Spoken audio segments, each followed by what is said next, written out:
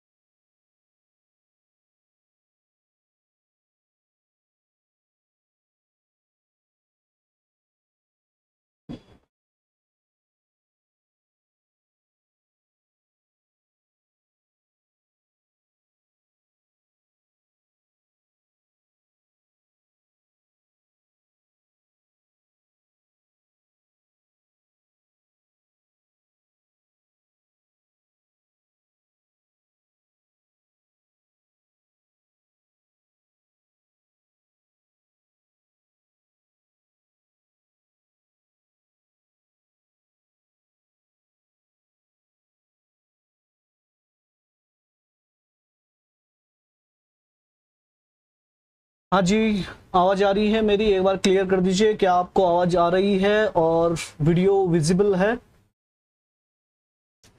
जितने भी लोग ऑनलाइन हैं ये बता दें, एम आई ऑडिबल और विजिबल है आवाज? Yes sir.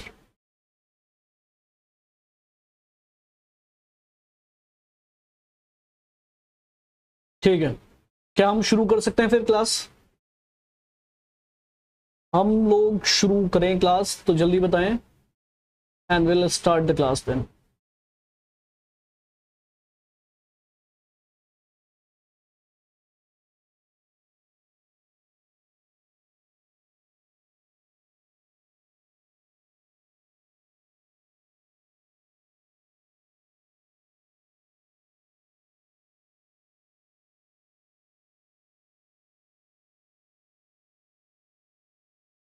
ठीक है, तो हमारा पहला क्वेश्चन है ये रहो। ठीक है, आपके सामने पहला क्वेश्चन है, उसका आंसर बताइए सारे के सारे लोग।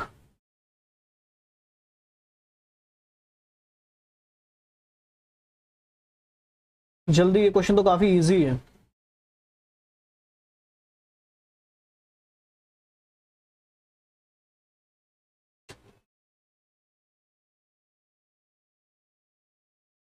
Good evening Rimpa.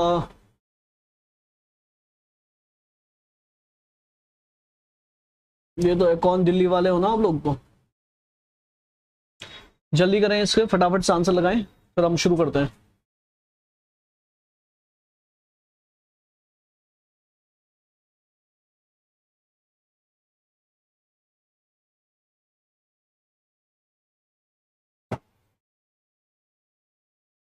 क्वेश्चन है आपके सामने कि what is the primary symptom of transient ischemic attack. देखो, बहुत ही इंपॉर्टेंट क्वेश्चन है, और इससे मैं 2-3 पहले क्वेश्चन करवा देता हूं आपको। ट्रांजिएंट इश्मिक अटैक, जिसको हम बोलते हैं TIA। TIA transient ischemic attack, इसको हम मिनी स्ट्रोक भी बोलते हैं। बहुत इंपॉर्टेंट चीज, पहला क्वेश्चन तो आपके पास यही आएगा कि मिनी स्ट्रोक का दूसरा नाम क्या है, तो ये रहा मिनी स्ट्रोक। ठीक है, दूसरी चीज आपके पास क्या आएगा कि क्वेश्चन आएगा कि what is the warning sign of stroke, कि वार्निंग साइन क्या है हमारे स्ट्रोक का। तो 2 क्वेश्चन तो हमारे पास ये फिक्स हो गए, पहला मिनी स्ट्रोक किसका नाम है, दूसरा कि वार्निंग स्ट्रोक, वार्निंग साइन किसको कहा जाता है। ठीक है, तो TIA is the warning sign and TIA is the mini stroke. ठीक है भाई, तो 2 इंपॉर्टेंट चीज ये पता चल गई। अब आपको ये बताना है TIA होता क्या है। एक और क्वेश्चन आपके पास आएगा, TIA होता क्या है, पहले बात मैं आपको बता देता हूं। मान लीजिए ये आपकी क्या हो गई, ये हमारी ये है खोपड़ी है, ठीक है, ब्रेन, और यहां पे कोई एक ये ब्लड वेसल है। ठीक है, ये हमारी ब्लड वेसल हो गई। इस ब्लड वेसल में कोई एक माइक्रो एम्बोलाई आया, क्या है, एक छोटा सा एम्बोलाई आया, जो माइक्रो एम्बोलाई था वो आया। ठीक है, और ये यहां पे आके अटक गया, तो उसकी वजह से आगे ब्लड की सप्लाई नहीं हुई। तो जब ब्लड की सप्लाई आगे नहीं हुई तो आगे क्या होगा कि यहां पे जब ब्लड की सप्लाई नहीं हुई तो यहां पे ऑक्सीजन की कमी हो गई। ऑक्सीजन की जब कमी हो गई तो उसकी वजह से क्या होगा, यहां पे ऑक्सीजन की जैसे ही कमी हुई हमारे पास, तो यहां पे क्या होने लगेगा कि जो न्यूरोलॉजिकल डेफिसिट्स हैं वो आएंगे, थोड़ा बहुत साइन सिम्टम्स आएंगे। हो सकता है पेशेंट जो है टेम्पररी पैरालाइज हो जाए, टेम्पररी पैरालाइज हो जाए। लेकिन इंपॉर्टेंट चीज क्या है कि ये जो पैरालाइज है, ये जो टेम्पररी पैरालाइज है, ये विद इन 24 आवर के अंदर क्या होने चाहिए, रिजॉल्व हो जाने चाहिए।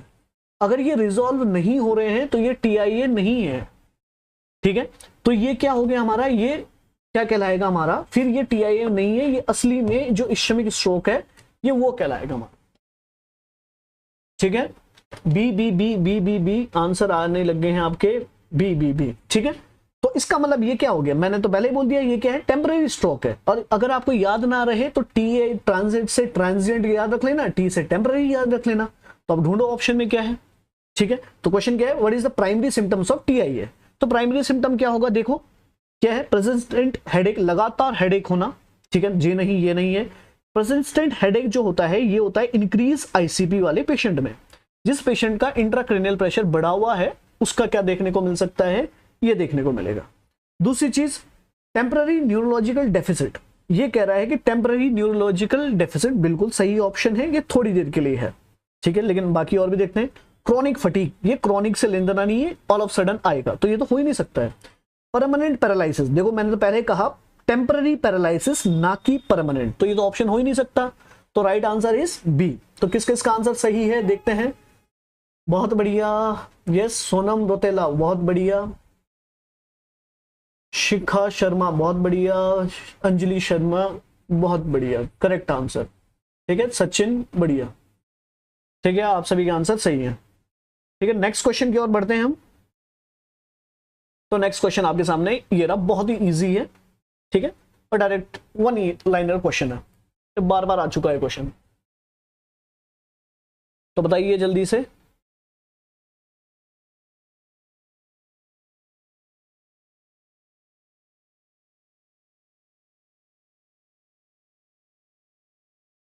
ठीक है, जल्दी बताओ भाई, क्वेश्चन किस चीज से है। क्वेश्चन है हमारा, क्वेश्चन है हमारा पार्किंसन डिजीज से, ठीक है।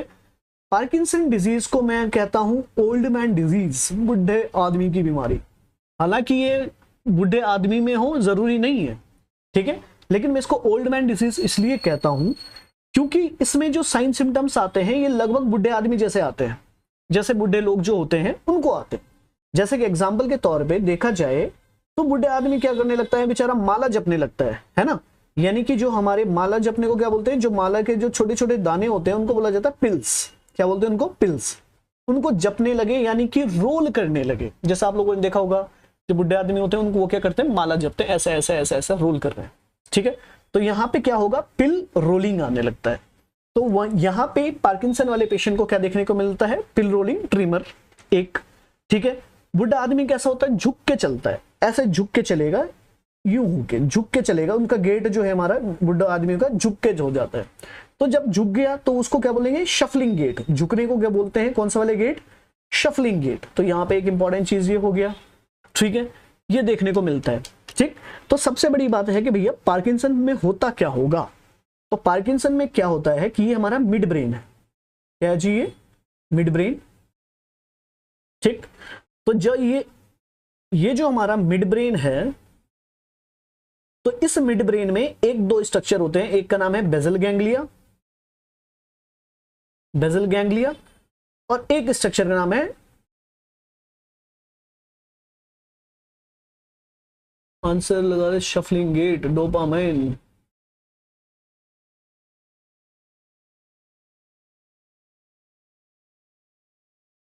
ठीक है, बढ़िया, डोपामाइन कम हो जाता है, ठीक है, बढ़िया, ठीक है। तो बेजल गैंग्लिया का काम क्या है हमारा, कि बेजल गैंग्लिया का काम होता है क्या बनाने का, डोपामाइन बनाने का, ठीक है।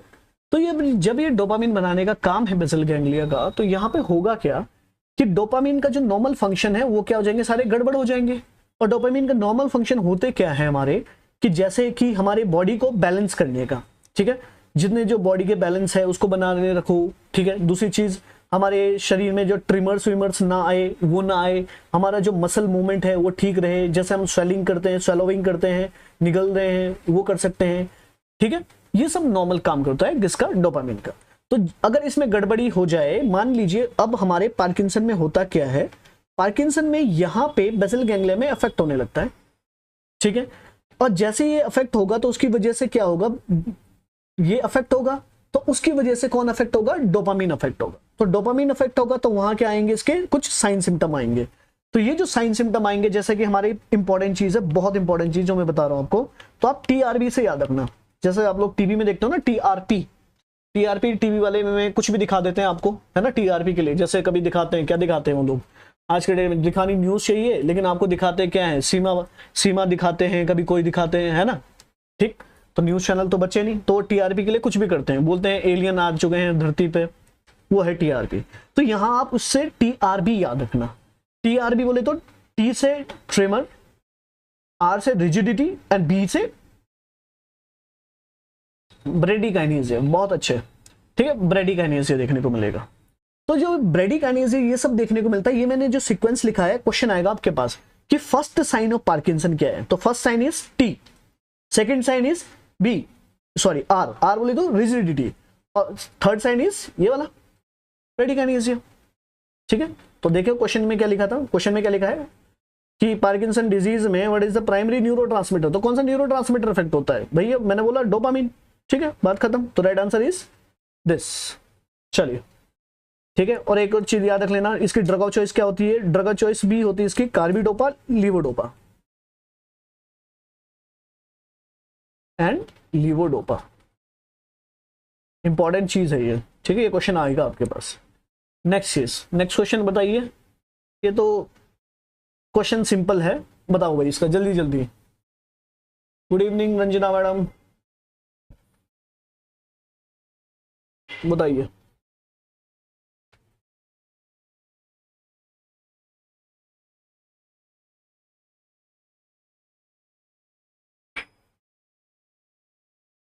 B B B B B B B, ठीक है। तो इतने सारे लोग बोल रहे हैं, तो देखते हैं क्या सही है, ठीक है। क्वेश्चन क्या पूछ रहा है कि which cranial nerve is responsible for facial, कि फेशियल एक्सप्रेशन के लिए कौन सी नर्व, क्रेनियल नर्व रिस्पॉन्सिबल है। तो नाम में ही क्या लिख दिया है, फेशियल, कि पेशेंट क्या बना रहा होगा, मुंह बना रहा होगा। तो मुंह बनाने के लिए क्या चाहिए, मुंह वाली नर्व ढूंढना कोई, तो दैट इज क्रेनियल नर्व। कौन सी ढूंढ गया, फेशियल नर्व। तो राइट आंसर इज ये। ट्राइजेमिनल नर्व जो फिफ्थ नर्व होती है, ये किस चीज से रिलेटेड होती है, ये होती है ट्राइजेमिनल न्यूरोलजिया से, ट्राइजेमिनल न्यूरोलजिया से। इसको क्या बोलते हैं, जब एक दर्द होता है पेशेंट को, ट्राइजेमिनल, जब न्यूरॉन का पेन होता है, पेन को बोलते हैं एल्जिया, एल्जिया मतलब होता है पेन, ठीक है। और जब नर्व का पेन हो तो उसको क्या बोलेंगे, न्यूरल्जिया। और जब जॉइंट्स का पेन होंगे तो उसको क्या बोलेंगे, अर्थाल्जिया, ठीक है, सिंपल। तो इसका नाम क्या हो गया, न्यूरल्जिया। तो कौन सी नर्व में पेन हो रहा है, जब ट्राइजेमिनल नर्व में पेन होता है तो पेशेंट को इतनी भयंकर दर्द होता है कि पेशेंट क्या करने लगता है, सुसाइड कर देता है, ठीक है, सुसाइड तक करता है। इसलिए इस नर्व को क्या बोला जाता है, सुसाइडल नर्व भी बोलते हैं। इंपॉर्टेंट चीज है, ठीक है। और जो हमारी दांतों में भी थोड़ा बहुत दर्द लेके जाती है, तो जो हमारे डेंटिस्ट भाई साहब होते हैं, इसी नर्व को क्या करते हैं, सुन्न करते हैं। तो जब इस नर्व को सुन्न करेंगे तो यहाँ पे याद रखना, इसको कई बार क्या बोलते हैं, डेंटिस्ट नर्व भी बोलते हैं। नेक्स्ट चीज, ग्लोसोफेरिंजियल नर्व, ठीक है, ये 9th नर्व जो होती है ग्लोसोफेरिंजियल नर्व है, ठीक है। इसका काम क्या होता है, ये जो वॉइस प्रोडक्शन में हेल्प करता है, टेस्ट में हेल्प करता है हमारा, ठीक है, मसल टंग की जो मूवमेंट है उसमें हेल्प करता है हमारा, ठीक है, स्वेलोइंग में हेल्प करता है, हमारे निगलने में काम करता है। कुछ नहीं करना भाई, रटने की जरूरत नहीं है, नाम में ही पता है। ग्लोसो बोले तो टंग, फेरिंजियल बोले तो फेरिंग्स, फेरिंग्स का काम क्या है, निगलने का, और टंग का काम क्या है, जो भी है जुबान लड़ाते हो वो काम, ठीक है, बातें करना, टेस्ट लेना, इस चीज का। वेगस नर्व इंपॉर्टेंट चीज है, वी से वेगस, वी से Las Vegas, Las Vegas. Las Vegas कहाँ है भाई साहब, ये है अमेरिका में, है ना। और कितने दूर है, बहुत दूर है। और अमेरिका में जाने के लिए हमें क्या करना पड़ेगा, घूमना पड़ेगा, है ना। तो इसलिए इसको बोलते हैं घूमने वाली nerve, that is wanderer nerve या वांडरिंग नर्व, ठीक है। ऐसी नर्व जो घूम रही है, ऐसी नर्व जो हर जगह है, हमारे शरीर के सारे पार्ट, तो इसको क्या बोलते हैं, ऐसी नर्व बोलते हैं। तो क्या नाम हो गया इसका, इसका नाम हो गया वांडरर नर्व या wandering nerve, that is 10th nerve, vagus nerve. Important है, ठीक है। एक चीज याद रख लेना, वेगोटोमी कौन सी बीमारी में किया जाता है, वेगोटोमी बताइए जल्दी जल्दी से, वेगोटोमी कौन सी बीमारी में करते हैं, फेशियल एक्सप्रेशन। बहुत बढ़िया, मनीषा अग्रवाल, शांतनु शुक्ला, लक्षिता ओझा, ये तो हमारे पूरे दिल्ली वाले आ गए हैं, है ना। ऋषभ मेहरा, दिल्ली वाले आ गए हैं सारे, बहुत बढ़िया।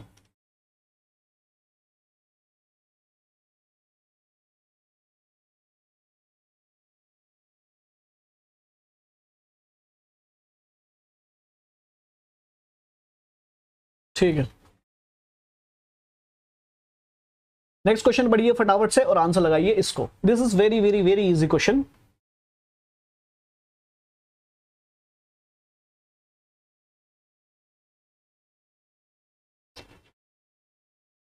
जल्दी लगाओ, आपके पास पूरे 20 सेकंड है, जल्दी जल्दी क्वेश्चन लगाइए।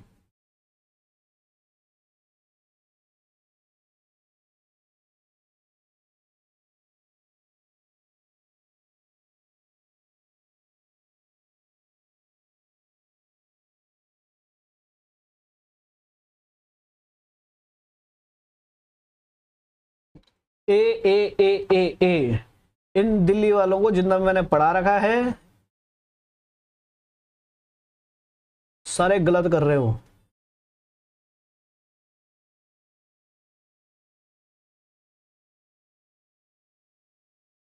मसल वीकनेस ठीक है तुम लोगों का,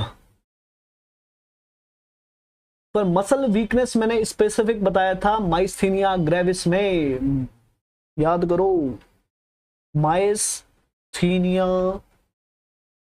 ग्रेविस में, ठीक है। इन शॉर्ट ये जो हॉलमार्क कह रहा है, ये कह रहा है स्टार्टिंग साइन या फर्स्ट साइन, फर्स्ट साइन की बात कर रहा है ये हॉलमार्क, यानी कि first sign. Muscle weakness, myasthenia gravis, myasthenia बोले तो मसल, भाई साहब क्या मसल, ग्रेविस बोले तो ग्रेवयार्ड, याद करो ग्रेवयार्ड। जब मसल की लाश बिछा दो, यानी कि उसमें ही क्या होगा, जब मसल की लाश बिछेगी तो मसल में वीकनेस आएगी, तो वो माइस्थीनिया ग्रेविस का क्लासिकल साइन है दोस्तों। और उसमें भी क्या होगा, आंखों में प्रॉब्लम आएगी, है ना। वो क्या है first sign, what is the first sign of myasthenia gravis, बताओ जल्दी। अब देखो, अब आंसर चेंज करने लगे तुम लोग हैं। सी सी सी सी सी अब कैसे आए पटरी पे हैं भाई, ऋषभ मेहरा, सोनम, गुंजन, रिंपा, लक्षिता, ऋतु वर्मा, मोनिका सैनी, तानवी, अब कैसे आए बताओ। ठीक है, यस, याद करो। तो अब देखो यहां आइएगा, यहां पे आ जाओ। ठीक है, हम पढ़ रहे हैं दो बीमारी के बारे में, एक होता है गुलियन-बेयर सिंड्रोम, एक होता है multiple sclerosis, MS and GBS. Guillain Barre syndrome और मल्टीपल स्क्लेरोसिस दोनों को एक साथ पढ़ लेते हैं, ठीक है, एक साथ पढ़ोगे, ज्यादा इंपॉर्टेंट है। तो गुलियन-बेयर सिंड्रोम में होता क्या है जीबीएस में, कि जीबीएस में क्या होता है, गुलियन-बेयर सिंड्रोम में और एमएस में हमने पढ़ी थी दो चीजें। एक ये बीमारी होती है, एक होती है सीएनएस की, सेंट्रल नर्वस सिस्टम की, एक बीमारी होती है पेरिफेरल नर्वस सिस्टम की। सेंट्रल नर्वस सिस्टम में एक सेल होती है जिसको बोलते हैं ओलिगोडेंड्रोसाइट, ओलिगोडेंड्रोसाइट। और इसमें एक सेल होती है जिसको क्या बोला जाता है, बताइए कौन सी सेल होती है ओलिगोडेंड्रोसाइट के अपोजिट, श्वान सेल, ठीक है, श्वान सेल। इन दोनों सेल का काम होता है क्या करने का, इन दोनों का काम होता है माइलिन शीट बनाने का। मान लीजिए ये हमारी क्या है, ये हमारी नर्व है, और इन दोनों का काम क्या है, क्या बनाने का है, माइलिन शीट बनाने का, है ना, याद है, ये भूल गए हो। ठीक है, ठीक है। तो एक बनाती है ये वाली जो बनाएगी श्वान सेल, ये पूरी प्रॉपर एक श्वान सेल है, ये पूरी प्रॉपर एक श्वान सेल है। और इसके बाहर ये क्या बनाएगी, एक myelin sheath, myelin sheath, myelin sheath, ठीक है। और यहाँ पे ये एक सेल है, और ओलिगोडेंड्रो, यहाँ पे बहुत सारी न्यूरॉन है, बहुत सारी न्यूरॉन है, बहुत सारी न्यूरॉन है, और बीच में ये है ओलिगोडेंड्रोसाइट। ओलिगोडेंड्रोसाइट के क्या निकलते हैं, प्रोसेस निकलते हैं। और प्रोसेस जहां जहां, प्रोसेस बोले तो टांगे, ठीक है, हाथ या पांव, इनके टांगे निकलती है, और जहां जहां जाएंगी वहां वहां पे क्या बनाएंगे, वहां वहां पे बना लेंगी ये हमारी, क्या बनाएंगी ये यानी कि माइलिन शीट। तो अब यहां पे इंपॉर्टेंट क्या बात पता चली हमें, पहली पॉइंट कि जो श्वान सेल होती है वो एक बार में केवल एक ही न्यूरॉन को माइलिनेट करती है। Question number 1 very very very important. और यहाँ पे जो ओलिगोडेंड्रोसाइट होती है वो एक बार में multiple neuron, 1 neuron, 2 neuron, 3 neuron, 4 neuron और भी आ जाए तो उनको भी लपेट ले, तो यानी कि मल्टीपल न्यूरॉन को माइलिनेट करेगी। वेरी वेरी इंपॉर्टेंट क्वेश्चन, ठीक है, 2 इंपॉर्टेंट। दूसरी चीज, एक सीएनएस की सेल है, एक टीएनएस की सेल है, सही बात है, ठीक है जी। फिर इंपॉर्टेंट चीज, अब होता क्या है, अब आइए यहां। अब इस केस में यहां पे हमारा क्या होगा, एंटीबॉडी आएगी, क्योंकि ये बीमारी, दोनों ही बीमारी ऑटो इम्यून डिसऑर्डर है। ऑटो इम्यून डिसऑर्डर है यानी कि अपनी ही लंका खुद लगाना, तो ऑटो इम्यून डिसऑर्डर है। तो जब ये ऑटो इम्यून डिसऑर्डर है तो यह क्या करेगी, तो यह करेगी कि ये एंटीबॉडी आएगी और ये माइलिन शीथ को अटैक करेगी, यहां भी अटैक करेगी, यहां भी अटैक करेगी, ठीक है। तो यहां पे माइलिन शीथ को पहले अटैक करेगी, फिर उसके बाद श्वान सेल को भी अटैक करेगी, तो यानी कि डैमेज दोनों होंगे, यहां पे भी डैमेज दोनों होंगे, ठीक। यहां पे क्या होता है, ये इसको अटैक करती है, इसको अटैक करती है, लेकिन इतने जल्दी इसको अटैक नहीं करेगी, किसको, ओलिगोडेंड्रोसाइट को अटैक नहीं करेगी। तो जब ये ओलिगोडेंड्रोसाइट को अटैक नहीं करेगी तो बस यहां तक।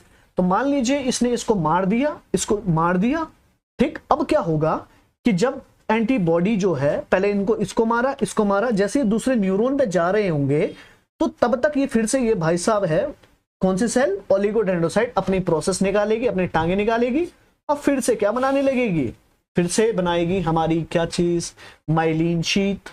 जब ये बनाएगी माइलिन शीथ तो उसकी वजह से क्या होगा, उसकी वजह से फिर से ठीक हो जाएगा ये। फिर तब जब तक ये फिर से यहाँ इस पे अटैक कर रहा होगा, इस पे एंटीबॉडी, फिर ये जाएगा, फिर ये भाई साहब फिर टांग निकालेगा, फिर यहाँ पे क्या बना देगा, एंटीबॉडी बना देगा, ये सॉरी माइलिन शीथ बना देगा, माइलिनेशन होगा। तो इसलिए यहाँ पे इंपॉर्टेंट चीज क्या है, यहाँ पे इंपॉर्टेंट चीज, ये तो हट ही गया।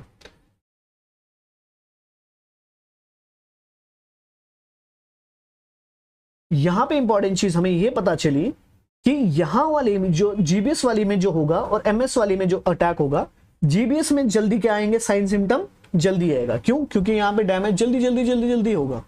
और जो एमएस में जो साइन सिम्टम है वो कैसे आएंगे, स्लो आएंगे। तो क्वेश्चन आएगा आपके पास, विच बीमारी इज फास्टर, तो दिस बीमारी इज फास्टर क्योंकि साइन सिम्टम जल्दी आएगी, दिस बीमारी इज स्लो, ठीक। एक क्वेश्चन आएगा, एक रैपिड कौन सी है, तो सिंपल सी बात है, बेसिक है भाई, रैपिड कौन सी है, जीबीएस, स्लो कौन सी है, ये साइन से क्वेश्चन आएगा भैया कौन सी एक्यूट बीमारी है और कौन सी क्रॉनिक बीमारी है। अब बताओ आप लोग, एक्यूट कौन सी है, क्रॉनिक कौन सी है, पूरी रामायण सुना दी। तो एक्यूट कौन सी होगी, एक्यूट कौन सी होगी, एक्यूट कौन सी होगी, जिसके साइन सिम्टम पहले आएंगे तो ये एक्यूट होगी और ये क्या हो जाएगी, क्रॉनिक हो जाएगी, सिंपल है ना, ठीक, समझे। आइए आगे, ठीक, जीबीएस एमएस, जितने लोग आ रहे हैं साथ साथ में वीडियो को लाइक भी करते जाओ, ठीक है, और देखते जाइए, ठीक है। अब नेक्स्ट क्वेश्चन आएगा कि फर्स्ट साइन क्या होगा, पहले उससे पहले हमें याद रखना फर्स्ट ऑर्गन कौन सा होगा दोनों में, फर्स्ट ऑर्गन। तो फर्स्ट ऑर्गन दोनों में क्या होगा, पहला इसमें जीबीएस में क्या होता है, क्योंकि ये कहां की सेल है, ये है सेल हमारी कहां की, ये बीमारी कहां की, पेरिफेरल नर्वस सिस्टम की। तो पेरिफेरल नर्वस सिस्टम को यहां से स्टार्ट करेंगे दूर से, तो एंड से शुरू कीजिए पेरिफेरल नर्वस सिस्टम को और ऊपर ऊपर ले जाओ।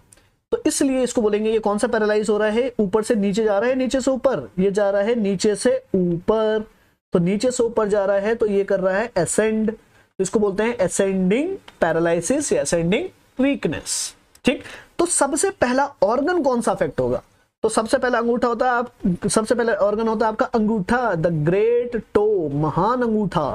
तो first sign will be the great toe, very good, बहुत अच्छे बहुत अच्छे बहुत अच्छे बहुत अच्छे भाई, गुड, सही है, ठीक है, लग रहा है मुझे मैंने तुम्हें पढ़ाया है, गुड, ठीक है, बहुत बढ़िया लक्ष्य था, बहुत बढ़िया रंजना, ठीक है। तो इसमें क्या होगा, पहला साइन क्या होगा, पहला ऑर्गन कौन सा अफेक्ट होगा, ग्रेट टू। और कोई भी नर्व अगर डैमेज होती है, पहली नर्व डैमेज होती है तो उसमें क्या देखने को मिलेगा, उसमें देखने को मिलेगा पैरेस्थीसिया। तो what will be the first sign दोस्तों, तो paresthesia will be the first sign. Paresthesia क्या होता है, जिसमें क्या हो जाए, आपका पाँव नम हो जाए प्लस आपको टिंगलिंग सेंसेशन हो जाए, जिसको फनी फीलिंग भी बोलते हैं, है ना, फनी फीलिंग हो जाए, टिंगलिंग सेंसेशन हो और फनी फीलिंग हो, ठीक है, ये साइन सिम्टम आए तो ये क्या होगा इसके फर्स्ट साइन। अब एमएस की बात कर लो, मल्टीपल स्क्लेरोसिस की, तो यहां पे क्या होगा पहला साइन बताइए। यहां हम शुरू करेंगे कहां से, ऊपर से नीचे की ओर, यानी कि कौन सा पैरालाइज होगा पहले, ऊपर से नीचे जा रहा था, यानी कि डिक्रीज हो रहा है, तो डिक्रीज हो रहा है तो क्या होगा डिसेंडिंग, तो इसको क्या बोलते हैं डिसेंडिंग पैरालाइसिस, है ना, क्या बोलेंगे इसको हम डिसेंडिंग पैरालाइसिस, सिंपल, ठीक है। नेक्स्ट चीज यहां तक हमने देख ली, अब यहां तक देख ली तो अब बताइए कि यहां ऑर्गन कौन सा अफेक्ट होगा। तो सबसे पहले ऑर्गन दिखाना है आपको, ऑर्गन क्या होता है ऊपर से, खोपड़ी को तो बोलोगे नहीं अभी, अभी ऑर्गन क्या है हमारी आंखें, तो what will be the first organ, that is our eye, क्या होगा हमारा आंखें, और आंखें में क्या होगा सबसे पहले, आंखों में कोई प्रॉब्लम आएगी, बताइए भाई क्या होता है, what will the first sign now, तो फर्स्ट साइन कौन सा होगा आंखों में बताओ, जो क्लासिकल साइन होगा, जो हॉलमार्क होगा, ptosis ptosis ptosis, why not diplopia, बताओ डिप्लोपिया किसका साइन है और टॉसिस किसका साइन है,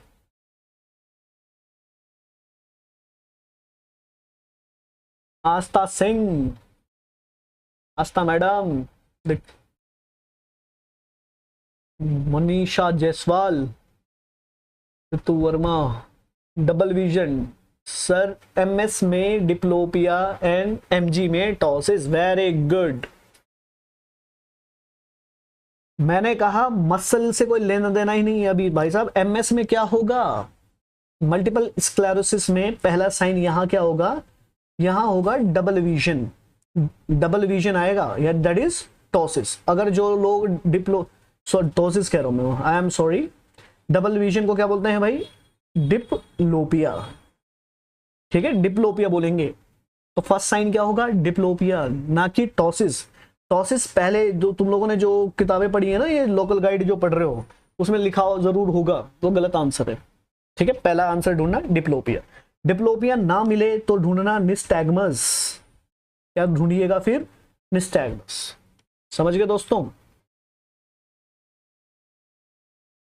निस्टैग्मस, यस, ठीक है, जिस जिसने आंसर लगाया बहुत बढ़िया। और टॉसिस कहां देखने को मिलेगा, जहां मसल में प्रॉब्लम होगी, टॉसिस कहां देखने को मिलेगा, टॉसिस वहां दिखेगा जहां मसल में हो, मसल में किसकी लंका लग रही है, माइस्थीनिया की, है ना, तो आंसर क्या होगा माइस्थीनिया ग्रेविस, इजी है ना, बढ़े आगे, तो बताइए इसका आंसर क्या होगा फटाफट से, मल्टीपल स्क्लेरोसिस का क्या होगा आंसर, मसल वीकनेस किसका जाना चाहिए, माइस्थीनिया ग्रेविस, सीजर से कोई लेन देना नहीं इसका, होगा सीजर लेकिन बहुत ही रेयर चांसेस है इसमें। नेक्स्ट विजुअल डिस्टरबेंस, सही बिल्कुल सही है। मेमोरी लॉस, मेमोरी को मैंने कुछ बताया भी, ऐसा कुछ नहीं बताया, तो राइट आंसर क्या है, ये है, ठीक है। नेक्स्ट इसका आंसर दो फटाफट से, जल्दी जल्दी से, जल्दी जल्दी आंसर लगाइए इसको और मुझे बताइए इसका आंसर क्या है।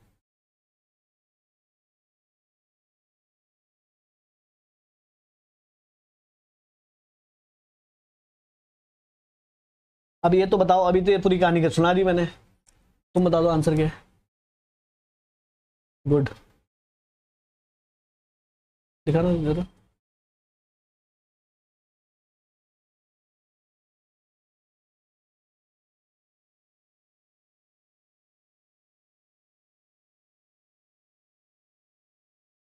देखने लेट, ठीक है, बहुत बढ़िया, ठीक है जी।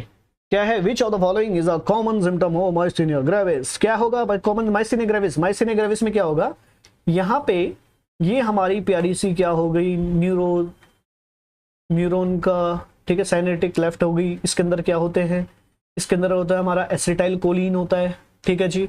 ये हमारी क्या हो गई, ये हमारी मसल हो गई जी, मसल के अंदर क्या बनी, मसल के ऊपर क्या बनी हुई होती है, मसल के ऊपर बनी हुई होती है आपके प्यारे प्यारे से रिसेप्टर, और ये जो रिसेप्टर है ये किसके रिसेप्टर है, ये है एसिटाइल कोलिन के रिसेप्टर, एसीएच के रिसेप्टर, है ना, तो ये है एसीएच के रिसेप्टर। तो अब क्या होता है, ये भी एक ऑटो इम्यून डिसऑर्डर है, ऑटो इम्यून डिसऑर्डर है तो एंटीबॉडी आएगी, एंटीबॉडी आएगी तो किसको डैमेज करेगी, इसको डैमेज करेगी। तो इससे पहले होता क्या है, यहां से एसिटाइल कोलिन निकलता है और ये इस पे जाके अटैच होता है, और यहां से फिर सिग्नल कौन करता है, मसल करता है। मुझे कोई मूवमेंट करनी है तो ऐसा ही होगा, कुछ भी काम होता है ये चंद सेकंड में फटाफट फटाफट काम होता है, और फिर से वापस यहाँ आते हैं, और यहाँ पे एक भाई साहब होता है, क्या बोलते हैं इसको भाई, किसी को पता है, जो इसको तोड़ेगा, एसिटाइल कोलिन को तोड़ेगा पार्ट में, एसिटाइल प्लस कोलिन में, क्या बोलते हैं इसको, किसी को पता है? एसिटाइल कोलिन को तोड़ने वाले को बोलते हैं कोलिनेस्टरेज। एज आ गया है तो इसका मतलब है क्या है, एंजाइम है। तो इस एंजाइम का नाम क्या है, एसिटाइल कोलिनेस्टरेज या कोलिनेस्टरेज एंजाइम। ठीक है, तो अभी इसको तोड़ता है, ये ऊपर वापस चले जाते हैं, ये फटाफट फटाफट काम करते हैं, कोलिनेस्टरेज, बहुत बढ़िया। ठीक है, तो अब ये यहाँ पे डैमेज हो जाएगा, ये डैमेज हो गया, तो अब इसकी वजह से क्या होगा, ऊपर वाले को पता चल गया भैया किसकी कमी है, एसिटाइल, ये रिसेप्टर की कमी हो गई। तब रिसेप्टर की कमी होगी तो ऊपर वाला बोलता भाई साहब जब रिसेप्टर कम है तो मैं भी क्या कम भेजूं, एसिटाइल कोलिन कम भेजूं। जब एसिटाइल कोलिन कम भेजेगा तो उसकी वजह से क्या होगा, ये आगे काम ही नहीं करेगा। तो उसकी वजह से कौन काम नहीं करेगा, मसल काम नहीं करेगी ना भाई। क्या मसल अच्छे से काम करेगी या वीक हो जाएगी? तो मसल जो पहले स्ट्रॉन्ग काम करी थी अब स्लो काम करेगी। तो राइट आंसर क्या होगा बताओ, अब कॉमन सिम्टम क्या है इसका, मसल वीकनेस। तो right answer is B, very good. Next बढ़ो आगे। ये वैसे साइकेट्रिक का क्वेश्चन है भाई, पर फिर भी मैं बता दूंगा आपको,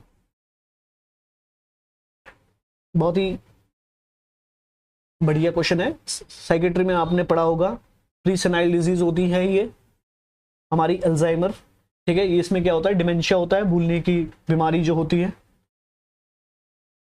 नेक्स्ट बताइए भैया, आंसर लगाओ।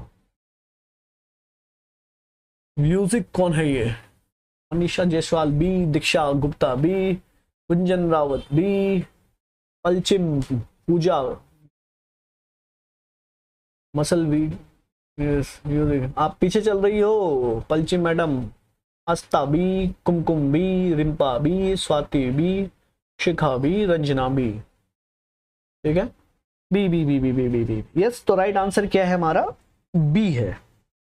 कौन सा है हमारा, बी। सुनो भैया, बी क्यों है, जिसको नहीं पता है उसके लिए थोड़ा सा एक्सप्लेनेशन।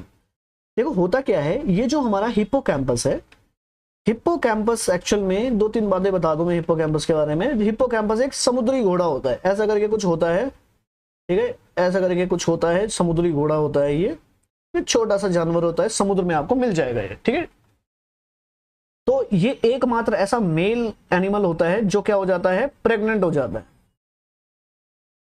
ठीक है, प्रेग्नेंट हो जाता है। तो सेम टू सेम ऐसा ही हमारा क्या होता है, हमारे ब्रेन में, खोपड़िया में भी क्या होता है, एक स्ट्रक्चर होता है। ठीक है, लिम्बिक सिस्टम का ही एक पार्ट होता है। कौन सा सिस्टम का, लिम्बिक सिस्टम का एक पार्ट होता है जिसको हम बोलते हैं हिप्पोकैम्पस। ठीक है, तो ये जो हिप्पोकैम्पस है इसका काम क्या होता है, ये आपकी जो शॉर्ट टर्म मेमोरी है एसटीएम को कन्वर्ट करता है लॉन्ग टर्म मेमोरी में। किस में कन्वर्ट करेगा, शॉर्ट टर्म मेमोरी को लॉन्ग टर्म मेमोरी में कन्वर्ट करेगा। जब शॉर्ट टर्म मेमोरी को लॉन्ग टर्म मेमोरी में कन्वर्ट करेगा तो इन शॉर्ट किससे लेन देना है इसका, मेमोरी से, है ना। और अब मान लो अगर ये अफेक्ट होने लग गया तो क्या ये काम करेगा, नहीं कर पाएगा। तो नहीं कर पाएगा तो उसकी वजह से कौन सी बीमारी हो जाएगी, भूलने की बीमारी, दैट इज कौन सी, अल्जाइमर। तो राइट आंसर क्या हो जाएगा, बी। ठीक है, तो बहुत सारे लोगों का आंसर सही है, बहुत बढ़िया, गुड। बढ़े भैया, आगे बढ़े।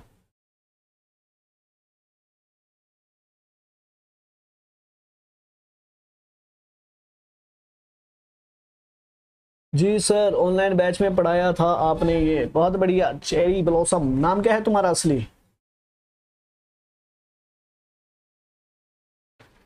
अरे हमने पढ़ाया हो तुम्हें याद ना हो, ऐसा हो सकता है क्या, होता है ऐसा कभी? गुड।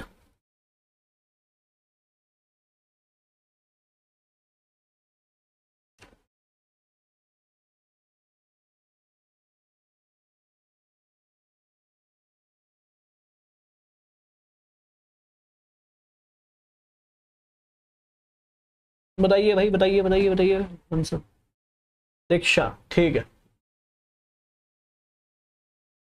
दीक्षा कौन से बैच से हो, आप लोग कौन से बैच से हो? ठीक है, ये तो हमारे बाकी लोग हैं।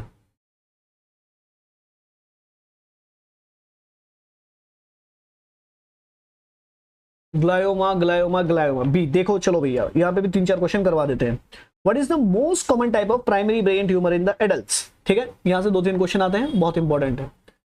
देखो आपको पता होगा ग्लायल सेल, ये इसको बोलते हैं, ग्लायल सेल को बोला जाता है, क्या बोलते हैं ग्लायल सेल को, और क्या बोला जाता है भाई बताओ? ग्लायोब्लास्टोमा।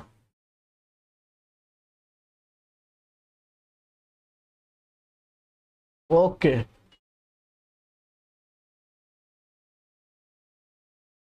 ऑनलाइन आ रखे हो साथ साथ में लाइक भी करते जाएं और अपने दोस्तों के साथ शेयर भी करते जाएं, ठीक है।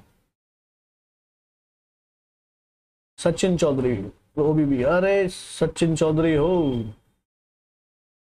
न्यूरोग्लिया सेल, बहुत बढ़िया, गुड। न्यूरोग्लिया सेल, ठीक है, ग्लायल सेल या न्यूरोग्लिया सेल, नाम में ही छुपा है सब कुछ। न्यूरोग्लिया, न्यूरोग्लिया मतलब होता है न्यूरो मतलब न्यूरॉन, और ग्लिया मतलब होता है ग्लू, ग्लू बोले तो गोंद जो चिपका हुआ है। ऐसी सेल जो किसके साथ चिपक रखा हो? न्यूरॉन के साथ चिपक रखा हो। एग्जाम्पल के तौर पे ये हमारी न्यूरॉन हो गई, न्यूरॉन के साथ कौन सी सेल चिपकी हुई होती है? ये हो गई हमारी श्वान सेल, ठीक है जी। तो श्वान सेल न्यूरॉन का पार्ट नहीं है दोस्तों, श्वान सेल किसका पार्ट नहीं है? न्यूरॉन का पार्ट नहीं है, ये अलग से एक सेल है जो चिपकी हुई है किसके साथ? हमारी किसके साथ चिपक रखी है? न्यूरॉन के साथ। तो इसलिए इसको बोलते हैं ग्लियाल सेल या न्यूरोग्लिया सेल, ठीक है। तो न्यूरोग्लिया सेल जो होती है हमारी, वो कितने टाइप की होती है? या ग्लियाल सेल होती है हमारी टोटल 6, ठीक है। 4 तो होती है हमारी सेंट्रल नर्वस सिस्टम में और 2 होते हैं हमारी पेरिफेरल नर्वस सिस्टम में, है ना। जो सेंट्रल नर्वस सिस्टम में होती है वो कितनी होती है? टोटल 4। पेरिफेरल में कितनी होती है? टोटल 2। तो रटने की जरूरत नहीं है, एस से याद रखना। एस से Schwann cell, Schwann cell, S से सैटेलाइट सेल, ठीक है। ये कहाँ होती है? पीएनएस में। और 4 कहाँ? जैसे आपकी होगी ओलिगोडेंड्रोसाइट जो थोड़ी देर पहले पड़ी, ठीक। हमारी एस्ट्रोसाइट ये एपेंडाइमल सेल 2, और हमारी एपेंडाइमल सेल 2, एस्ट्रोसाइट 3, और हमारी कौन सी सेल बताइए? Microglial cell, microglial cell. तो ये चारों सेल कहाँ की होती है? सेंट्रल नर्वस सिस्टम की, ठीक है। तो अब सिंपल सी बात है, अब आपसे पूछा गया है कि मोस्ट कॉमन ट्यूमर कौन सा है ब्रेन का। तो अब जो न्यूरॉन है, न्यूरॉन तो डिवाइड करता नहीं है, तो उसका तो ट्यूमर होगा नहीं, ठीक। तो मेनली ट्यूमर किसका होता है? ये जो सेल चिपकी हुई है न्यूरॉन के साथ, ये कौन सी सेल? Glial cell. तो इसलिए इनको बोलते हैं ग्लियल सेल का tumour, that is glioma, simple. तो कौन से सबसे ज्यादा अमाउंट में क्या है? ग्लायल सेल है, ठीक है। तो न्यूरॉन से ज्यादा होती है ग्लायल सेल एक्चुअल में, ठीक है। तो ग्लायल सेल है, तो इसका जो ट्यूमर हो जाए तो उसको क्या बोलते हैं? ग्लायोमा। तो ढूंढो ऐसा कौन सा हो गया आंसर? Glial cell. मेनिंजियोमा तो क्या? मेनिंजस, तो मेनिंजस नहीं है, ठीक है। एस्ट्रोसाइटोमा, लेकिन यहाँ पे 2 ऑप्शन है, ग्लायोमा और एस्ट्रोसाइटोमा, ओलिगोडेंड्रोसाइटोमा। अब सुनो, इनमें से जो सबसे ज्यादा क्या है, ये स्पेसिफिक लिख दिया इसने, ग्लायल सेल, ये। तो जब ग्लायल सेल, तो राइट आंसर है ये। अगर सपोज करो ये ऑप्शन में, तो आंसर लगाना पड़ता है आपको एस्ट्रोसाइटोमा, ठीक है, क्योंकि इसके बाद भी सबसे ज्यादा जो ग्लायल सेल होती है वो होती है एस्ट्रोसाइट, ठीक है। तो राइट आंसर क्या जाता हमारा? ये जाता, ठीक है। चलिए, तो राइट आंसर इज बी, बहुत बढ़िया। नेक्स्ट क्वेश्चन पढ़िए, फटाफट से आंसर लगाइए।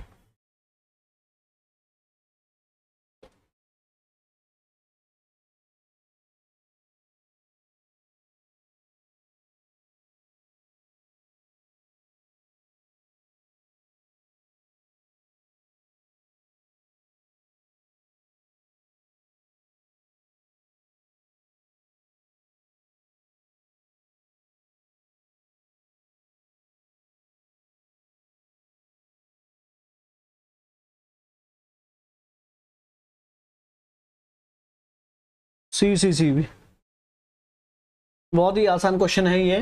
क्या है? Which of the following is used to diagnose the epilepsy? Epilepsy के लिए, यानी कि किसी को हमारा क्या आ रहा है? एपिलेप्सी आ रही है, सीजर्स आ रहे हैं। तो पहली बात है भैया, सीजर भी बात कर लेते हैं, जब बात कर ही ली है। सीजर क्या है? ये हमारी प्यारी सी खोपड़ी, खोपड़ी बोले तो ब्रेन, है ना। ये हमारी खोपड़िया है, खोपड़िया में हमारा कोई एक न्यूरॉन है, ये मान लीजिए न्यूरॉन नंबर ए, और ये मान लीजिए न्यूरॉन नंबर बी, ठीक है। इन दोनों को आपस में बात करनी है, तो आपस में बात करनी तो सिग्नल कैसे भेजेगा? ऐसे डिंग डिंग डिंग डिंग डिंग डिंग, ऐसे जाएगा सिग्नल, है ना। और मान लीजिए एक और न्यूरॉन नंबर है न्यूरॉन नंबर सी, तो इसको भेजेगा कैसे, डिंग डिंग डिंग डिंग, ऐसे ये आपस में यू कनेक्टेड रहते हैं, ठीक। लेकिन ऑल ऑफ सडन क्या हुआ, व्हाट इज सीजर, जब ऑल ऑफ सडन क्या हुआ, किसी भी वजह से, किसी भी कारणवश, किसी भी कारण की वजह से यहाँ पे मान लो मैंने तुम्हारी खोपड़ी में पत्थर मार दिया, मान लो आपने शराब पी ली, आपके साथ क्या हो गया, ऑक्सीजन की कमी हो गई, या आपके अंदर कोई इलेक्ट्रोलाइट की कमी हो गई, या कुछ भी प्रॉब्लम हो गया, ठीक है, कोई भी प्रॉब्लम हो गई, उसकी वजह से न्यूरॉन सिग्नल ऐसे देने की वजह से ऑल ऑफ सडन इधर उधर भेजने लगे, यानी कि इधर उधर, इधर सिग्नल, इधर सिग्नल, इधर सिग्नल, इधर सिग्नल, इधर सिग्नल, इधर सिग्नल, यानी कि एकदम आपने बंदूक ली और बंदूक से गोली इधर उधर चलने लग गई।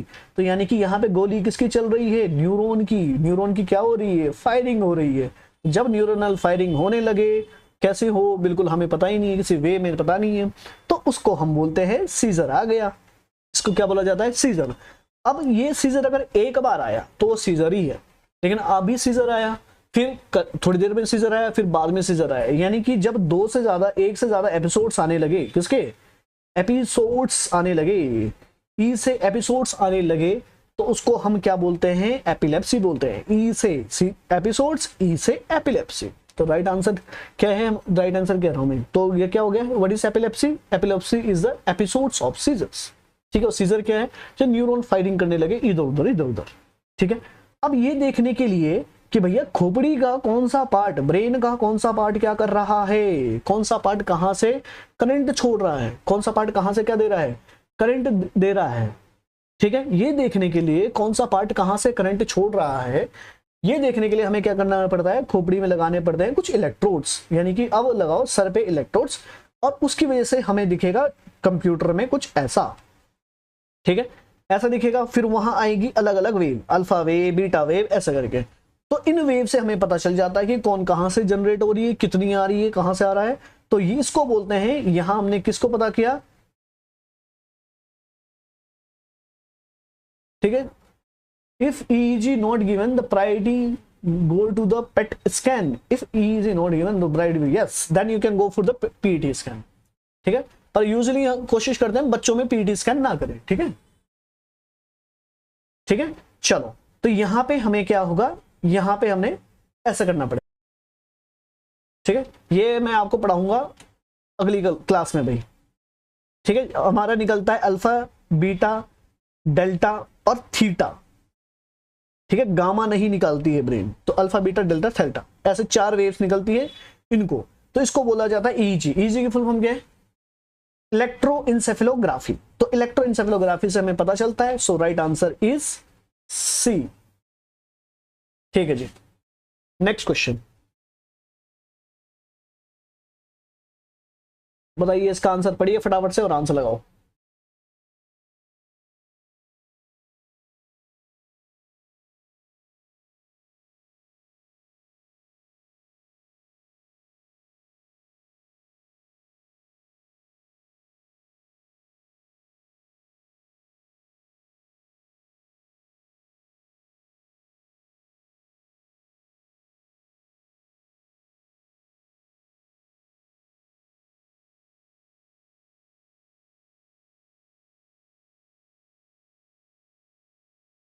What is the primary treatment for acute ischemic stroke, बताइए भाई।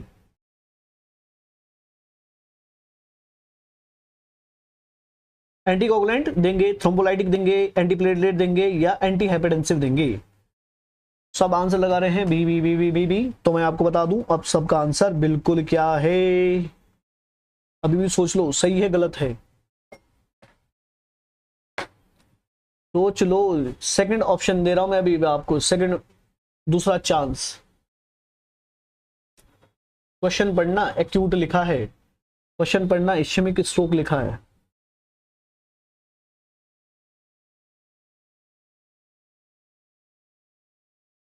बताओ जल्दी।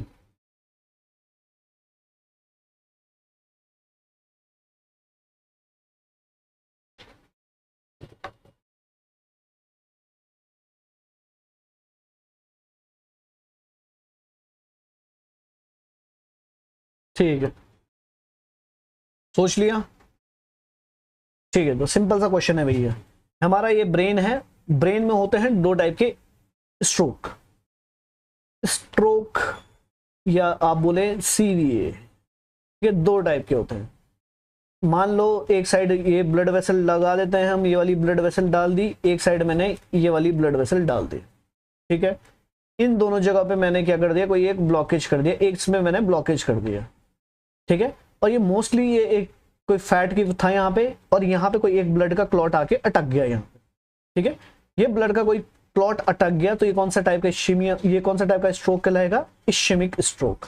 और यहाँ पे ब्लड आगे सप्लाई आगे होगी नहीं तो यहाँ पे टिश्यू क्या होगा, डेथ हो जाएगी। टिश्यू की डेथ होगी, ब्रेन की टिश्यू की डेथ, तो उसी को क्या बोलते हैं, स्ट्रोक बोल लो या सीवीए बोल लो, ठीक है, या ब्रेन का अटैक बोल लो, जो आपकी मर्जी, ठीक है। और यहाँ पे अगर आपका क्या हो गया, खोपड़ी फट गई, एक्सीडेंट हो गया, तो उसी वजह से ये फट के क्या बन जाएगा, क्या बनेगा दोस्तों, फट के क्या बन जाता है, ब्लड वेसल, बताओ आप लोग। यहाँ पे फट जाएगा, ये रप्चर हो जाएगा, तो जैसे ये रप्चर हो जाएगा तो आगे ब्लड की सप्लाई होगी नहीं, आगे ब्लड की सप्लाई होगी नहीं तो यहाँ भी क्या होगा, इश्केमिया होने लगेगा। तो जैसे ये इश्केमिया होगा यहाँ पे, तो उसकी वजह से क्या होगा, यहाँ पे इश्केमिया, तो क्योंकि ये क्या हो गया, हेमरेज, हेमरेज, आस्था मैडम ये फट के फ्लावर बन जाएगा, ये क्या हो जाएगा, ये फ्लावर, ठीक है, हेमरेज हो गया। तो यहाँ पे इश्केमिया हो जाएगा, जैसे ये इश्केमिया होगा तो उसको हम बोलेंगे कौन सा स्ट्रोक है, हेमरेजिक स्ट्रोक, हेमरेजिक स्ट्रोक होगा। तो दो टाइप के स्ट्रोक होता है, इश्केमिक स्ट्रोक और हेमरेजिक स्ट्रोक। क्वेश्चन, ठीक है। तो अब सुनो, यहाँ पे क्या हुआ, यहाँ पे आया एक क्लॉट, तो इस सबसे पहला काम होता है, जैसे पेशेंट हॉस्पिटल में आता है तो सबसे पहला काम होता है हमारा कि इसी क्लॉट को रिजॉल्व करना। तो आइए, जैसे पेशेंट हॉस्पिटल में आता है तो तुरंत इस क्लॉट को तोड़ो। तो इस क्लॉट को तोड़ने के लिए क्या दिया जाएगा, यहाँ पे तुरंत काम करने के लिए देते हैं थ्रोम्बोलाइटिक्स देते हैं, ठीक है। थ्रोम्बोलाइटिक क्या देते हैं, थ्रोम्बिक एंड इश्केमिक, बहुत बढ़िया। तो इश्केमिक को फर्दर जो कह रहे हैं ये, एक होते हैं थ्रोम्बिक, एक होता है इश्केमिक। तो अगर इनमें भी पूछे तो मोस्ट कॉमनली बोलना थ्रोम्बिक है, सेकंड थ्रोम्बिक है, और दूसरा होता है एम्बोलिक, इश्केमिक नहीं, एम्बोलिक, ठीक है। तो मोस्ट कॉमन टाइप का होता है थ्रोम्बिक, फिर सेकंड मोस्ट इश्केमिक, फिर थर्ड आंसर लगाना ये वाला। इधर साइड दिख रहा है आपको ये वाला, नहीं ना, ठीक है। अब सुनो, यहाँ यहाँ नहीं लिखूंगा आपसे, यहाँ पे क्या है हमारा, थ्रोम्बोलाइटिक है। तो ये जो हमारा थ्रोम्बोलाइटिक होता है, तो थ्रोम्बोलाइटिक जो है ये कौन सा होता है, सबसे पहले जाता है स्ट्रेप्टोकाइनेज, बिल्कुल गलत जवाब, यूरोकाइनेज, बिल्कुल गलत जवाब। ब्रेन में सबसे पहले देते हैं टीपीए, याद रखना, जब ब्रेन में हेमरेज हो तो सबसे, या सीवीए हो या स्ट्रोक हो या ब्रेन अटैक हो, तो सबसे पहले देते हैं TPA, tissue plasminogen activator. First priority should be this, second priority देंगे आप स्ट्रेप्टोकाइनेज को, और थर्ड प्रायोरिटी दे देंगे आप यूरोकाइनेज को। तो ये है प्रायोरिटी वाइज ऑप्शंस, ठीक है, याद रखना, क्वेश्चन आते हैं, गलत मत करना, ठीक है, इंपॉर्टेंट। दूसरी चीज, अगर मैं यही पूछूं मायोकार्डियल इन्फेक्शन में, तो ये बताओ मायोकार्डियल इन्फेक्शन में क्या दोगे, तो मायोकार्डियल इन्फेक्शन में क्या देंगे आप, पहला प्रायोरिटी देंगे स्ट्रेप्टोकाइनेज को, सेकंड प्रायोरिटी देंगे यूरोकाइनेज को, एंड थर्ड प्रायोरिटी देंगे दोस्तों टिश्यू प्लाज्मिनोजन एक्टिवेटर को। समझ गए, ठीक है। तो right answer is B, good. Next question पढ़ो फटाफट।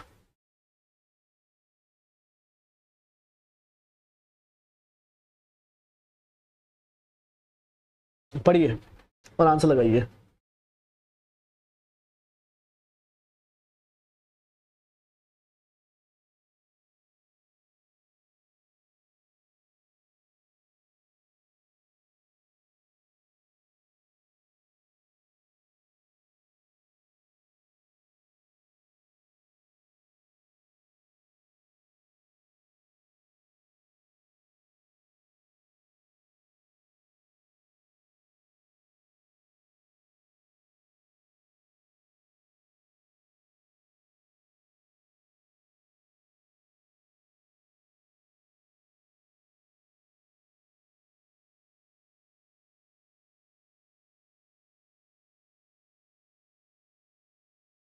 आंसर आ रहा है नंदिनी चौरसिया, ए कामिल, माइग्रेन आ रहे कामिल, तुम यहाँ भी पहुंच गए, A Monishka, A migraine migraine migraine migraine migraine migraine migraine migraine, कौन कह रहा है, Chetna Rajput, C cluster headache, ठीक है। स्वाति एक, रंजना ए, जहां आप सर वहां मैं, बहुत बढ़िया दोस्त। तो मैं आपको एक, जो बहुत सारे लोगों ने आंसर ए लगाया, तो मैं पहले बता दूं ये आंसर गलत है। बताओ, ये आंसर गलत है। आप चुनो ऑप्शन, एक और ऑप्शन दे रहा हूं। जितने लोग लाइव बैठे हैं सब आंसर लगाएं भाई।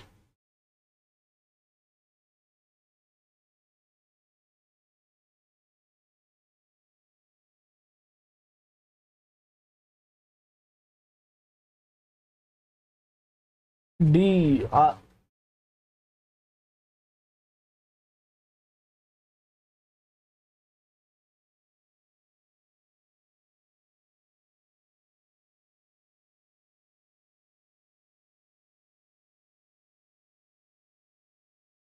ठीक है।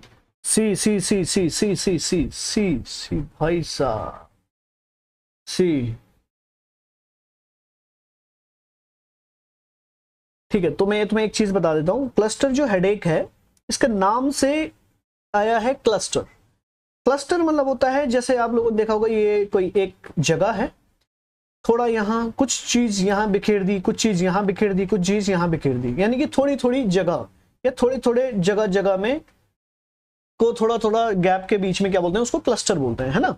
तो सेम टू सेम अगर मैं बोलूं क्लस्टर हेडेक, तो क्लस्टर हेडेक का क्लासिकल चीज क्या होती है कि क्लस्टर हेडेक का क्लासिकल चीज ये होती है कि एक पेशेंट को जो सरदर्द हो रहा है, हेडेक हो रहा है, वो जो हेडेक जो हो रहा है ये कुछ दिन आता है, फिर गायब हो जाता है, और कुछ टाइम के लिए बहुत बढ़िया रिलीफ जाता है और गायब हो जाता है, और ये इतना ज्यादा वर्स्ट नहीं होता है। ठीक है, तो राइट ये आंसर नहीं होगा। अब चुनो फिर सी, फिर सी है, सी सी सी। अब बताओ, और इसको तो मैं एक और चीज याद रख लेना, अगर आपको कभी क्वेश्चन ये आएगा नहीं, ऐसे ही बता रहा हूं मैं आपको बस जीके के लिए, इसको कई बार हॉन्ट्रोन सिंड्रोम भी बोलते हैं। ठीक है, क्लस्टर हेडेक को हॉन्ट्रोन सिंड्रोम भी बोलते हैं।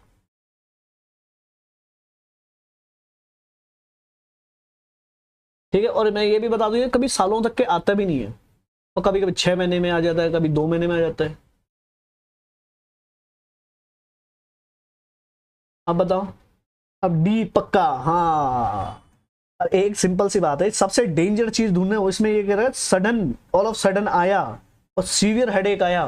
अब सोचो किसी की खोपड़ी में चोट लगी हो, और खोपड़ी में चोट लगी हो तो उसकी वजह से क्या होगा, कोई हेमरेज हो गया मान लो, वो कौन सा हेमरेज हो गया, सब अरेक्नोइडल हेमरेज हो गया, तो उसकी वजह से सर दर्द हो तो उसको क्या बोलते हैं, सब अरेक्नोइडल हेमरेज, एक हेडेक हो रहा है। ठीक है, और ये खतरनाक होता है, बहुत ज्यादा दर्द होता है, इतना कि बस पूछो मत। क्यों? बिकॉज भैया आपको मैंने पढ़ाया था आईसीपी, इंट्राक्रेनियल प्रेशर जब इंक्रीज हो जाए, ठीक है, तो उसकी वजह से क्या होता है, भयंकर क्या होने लगता है, हेडेक होता है ना। ठीक है, तो आप ऐसे भी लगा सकते हो। तो राइट आंसर क्या हो गया, डी। समझ गए? ठीक है, और अगर टेंशन हेडेक के बारे में सुन लो तो इतना सुन ही लिया, तो टेंशन हेडेक को बोलते हैं स्ट्रेस हेडेक। जितना ज्यादा आप स्ट्रेस लोगे उतना सरदर्द होगा, ये स्ट्रेस कम सरदर्द कम। ठीक, आईसीपी इंक्रीज हेडेक, बस। तो राइट आंसर क्या हो गया दोस्तों, ये बताओ आप। नेक्स्ट क्वेश्चन, आंसर बताओ इसको।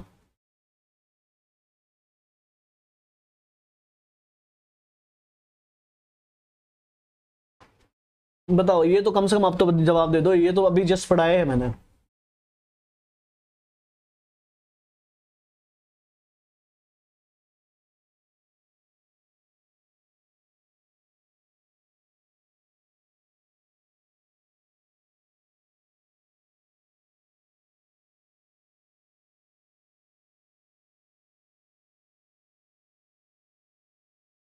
B B B B B B B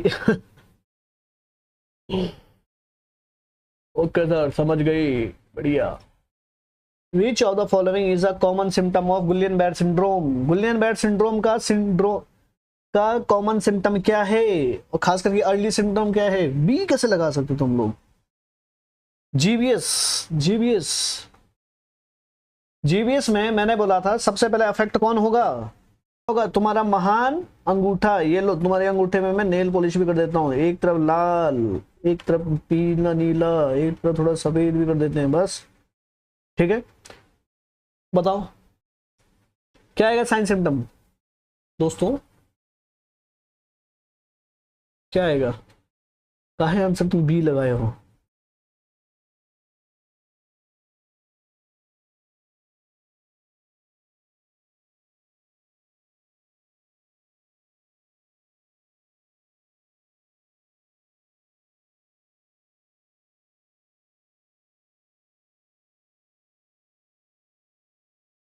B B B, अब आंसर चेंज कर लिया। सिंपल सा क्वेश्चन था, सही है तुम लोग आंसर डी। अब डी है मसल ट्विचिंग। मसल ट्विचिंग किससे लेन देना है? जब आपके कैल्शियम में कमी हो तब होता है मसल ट्विचिंग, हाइपोकैल्सीमिया में। ठीक है, तो ये तो आंसर हो ही नहीं सकता। मसल स्टिफनेस से कोई लेन देना ही नहीं है, मसल क्रैम्प से कोई लेन देना नहीं है। बचा क्या है? बी। मैं तो ऐसे ही बोल रहा था, तुम्हारा बस वो चेक कर रहा था। क्या होगा? मसल वीकनेस ही तो आएगी। पहला साइन क्या होता है इसमें? धीरे धीरे पैरेस्थीसिया होगा। ठीक है, और जैसे जैसे ये आपका बढ़ता जाएगा ऊपर की ओर, शरीर के ऊपर जाएगा, ऊपर ऊपर असेंडिंग पैरालाइज होता जाएगा, धीरे धीरे वीकनेस आने लगेगी।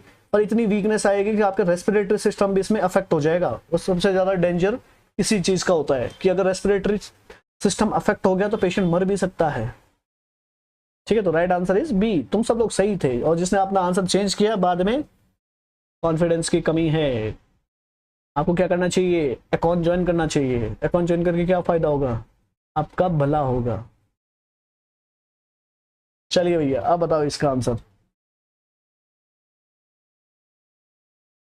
अगला बैच कब से शुरू होता है हमारा? जून का 27 20 सितंबर को अकाउंट देहरादून का हमारा बैच शुरू हो रहा है, दिशा बैच। ठीक है, आप इसे ज्वाइन कर सकते हो हमारे साथ। ठीक है, रजिस्ट्रेशन ओपन है। जो देहरादून वाले हैं, ऋषिकेश हरिद्वार आसपास वाले हैं, सहारनपुर वाले हैं, वो तो जरूर जाना, कहीं और जाने की जरूरत है नहीं। ठीक है, आप यहाँ आइए, इन नंबर पे कॉल कीजिएगा, पूरी डिटेल आपको दी जाएगी। ठीक है, और डेमो जरूर देखिएगा। अब आइए क्वेश्चन पे। What is the primary treatment for status epilepticus? क्या होगा?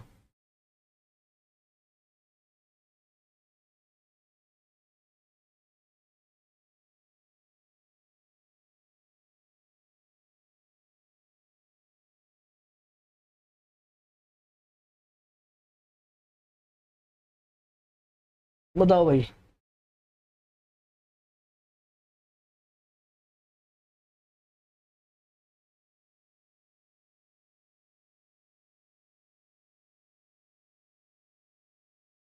क्या लगा रहे हो आंसर?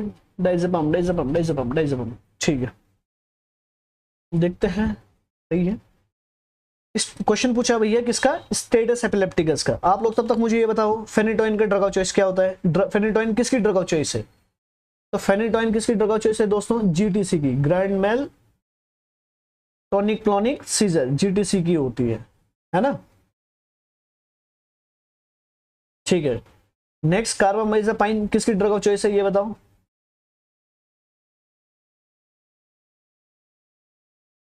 किसके ड्रग ऑफ चॉइस है? Valproic acid, tonic seizure, clonic seizure, अलग अलग single myoclonic seizure, atonic seizure, इनकी ड्रग ऑफ चॉइस है। कार्बामेजापाइन आपको पता होनी चाहिए किसकी ड्रग ऑफ चॉइस है। Very good Rishabh, very good Astha. Carbamazepine किसकी ड्रग ऑफ चॉइस है? दो बीमारी याद रख लेना, एक सी से कॉम्प्लेक्स पार्शियल सीजर, ठीक है, दूसरा आपका trigeminal neuralgia. Very very very important. Complex partial seizure से ज्यादा क्वेश्चन आता है ट्राइजेमिनल न्यूरोलजिया पे। ठीक है, यस वेरी गुड। जिसने ट्राइजेमिनल न्यूरोलजिया पहला आंसर लगाया वो राइट है। फेनिटोइन किसका ड्रग ऑफ चॉइस है? ये मैं बता चुका हूं, जीटीसी का, ग्रैंड मेल सीजर का। ठीक है, नेक्स्ट चीज, स्टेटस एपिलेप्टिकस का ड्रग ऑफ चॉइस क्या बचा है? एक बचा है डाइजेपाम। ठीक है, डाइजेपाम नहीं हुआ तो जितने भी लाम जाम पाम मिले सब, कोई भी आंसर आया। ठीक है, चलिए भैया नेक्स्ट क्वेश्चन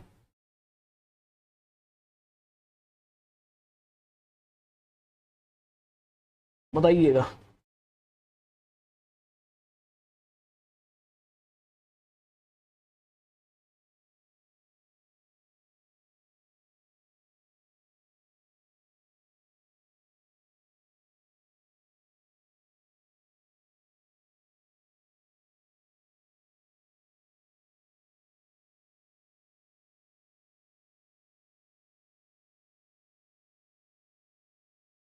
बताओ भाई, जल्दी जल्दी आंसर लगाओ इसका।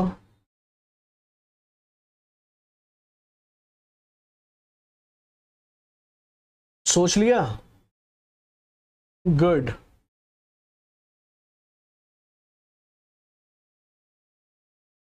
क्वेश्चन है हमारा, which of the following part of the brain is responsible for coordinating voluntary movement? कौन सा वॉलेंट्री मूवमेंट के लिए रिस्पॉन्सिबल है? तो बताइए कौन सा है। सब लगा रहे हैं B B B B B B B B. ठीक है, नीचे से शुरू करते हैं पहले। थैलेमस। थैलेमस से क्वेश्चन आएगा हमारा। तो थैलेमस किस चीज से रिलेटेड होता है? थैलेमस को बोला जाता है, यहां से जो क्वेश्चन आता है वो आता है रिले सेंटर से। थैलेमस को बोला जाता है रिले सेंटर। रिले मतलब होता है जैसा आपने रिले रेस करी है, एक लकड़ी पकड़ के दूसरे को पकड़ाई, दूसरे ने तीसरे को चौथे को, ऐसे करके पकड़ा आगे भाग गया। इस प्रोसेस को बोलते हैं रिलेइंग करना। सेम टू सेम थैलेमस करता है हमारा। ये हमारा खोपड़ी है, ठीक है। इस खोपड़ी में क्या हुआ कि यहाँ पे कोई भी सेंसरी सिग्नल जाता है। कौन सा सिग्नल? सेंसरी सिग्नल जाते हैं, सबसे पहले थैलेमस के पास जाता है। फिर थैलेमस डिसाइड करता है इसको कौन से लोब में भेजूं, इधर भेजूं, इधर भेजूं या इधर भेजूं। एग्जाम्पल के तौर पे आपने कोई एक क्या देख लिया, आपने एक जादू देखा कोई चीज, या मैंने स्टार बनाया, या आपने स्टार देखा, ठीक है। आपने जैसे ये स्टार देखा, ये स्टार का सबसे पहले सिग्नल आंखों में गया, आंखों से सबसे पहले कहां जाएगा? थैलेमस के पास। अब थैलेमस भेजेगा इसको कहां? ऑसिपिटल लोब में, ठीक है। इसको बोलते हैं रिले करना। थैलेमस सारे सेंसरी सिग्नल को रिले करता है, यानी कि सिग्नल को इधर उधर करता है, लेकिन केवल एक को नहीं करता है। क्वेश्चन आएगा विच एक्सेप्ट, किसको छोड़ के? तो वो होता है ऑल्फैक्शन से, ठीक है, स्मेल का। तो स्मेल का सिग्नल कहां जाता है? डायरेक्टली जाता है टेम्पोरल लोब पे, ठीक है। याद रखना, सुनना कान और सूंघना नाक। सुनना एवं सूंघना डायरेक्ट जाएगा कौन से लोब में? Temporal lobe. ठीक है, we can record this video, right? कर देना, ठीक है। क्या बात समझ में आया? नेक्स्ट क्वेश्चन है हमारा, ब्रेन स्टेम के कौन कौन से पार्ट होते हैं भाई बताओ? एक होता है मिड ब्रेन, दूसरा होता है कौन सा? कौन कौन सा होता है बताइए? Olfactory, olfactory, very good.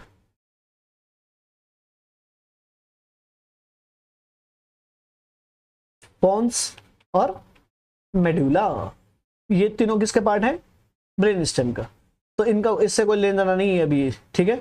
होता है लेकिन बहुत कम। Next cerebrum. सेरिब्रम का काम क्या है भाई हमारा?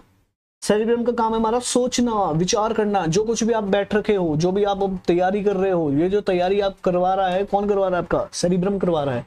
सोचना, सुनना, सूंघना, सूंघना कह रहा हूं मैं, समझना, है ना, क्रिटिकल थिंकिंग, ये सब कौन करता है? सेरिब्रम। अब बच्चा क्या है? सेरिबेलम, है ना। सेरिबेलम नाना पाटेकर भाई साहब का छोटा दिमाग जो बोलता था, कौन सी पिक्चर है वो जिसमें नाना पाटेकर बोलता है यहाँ नहीं मारने का, यहाँ कौन सा दिमाग होता है? छोटा दिमाग होता है, ये वही है सेरिबेलम, ठीक है।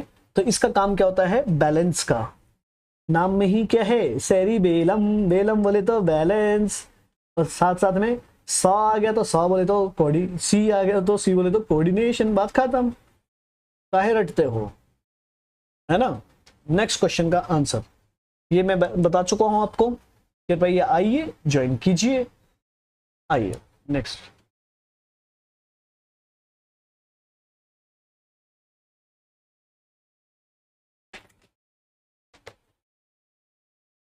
नेक्स्ट क्वेश्चन का बताओ।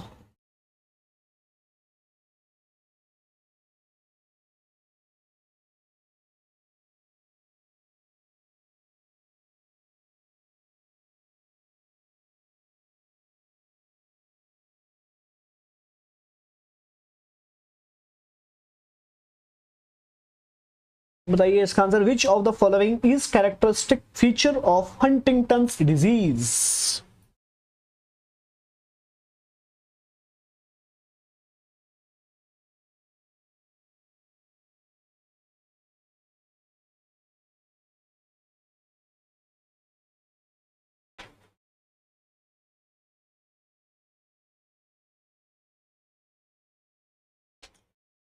बताइए।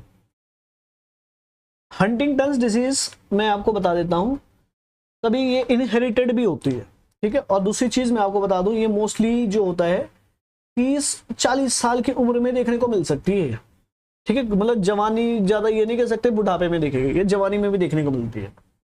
ठीक है, इसमें जो हमारी नर्व है ये डैमेज होने लगती है ब्रेन में। ठीक है,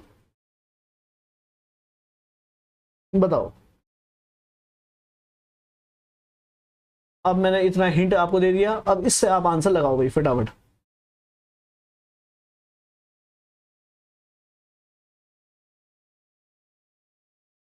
ठीक है, अभी खास करके नर्व जैसे डैमेज होगी वो भी, ये भी कहीं कहा बेसल गैंग्लिया से रिलेटेड होता है ये,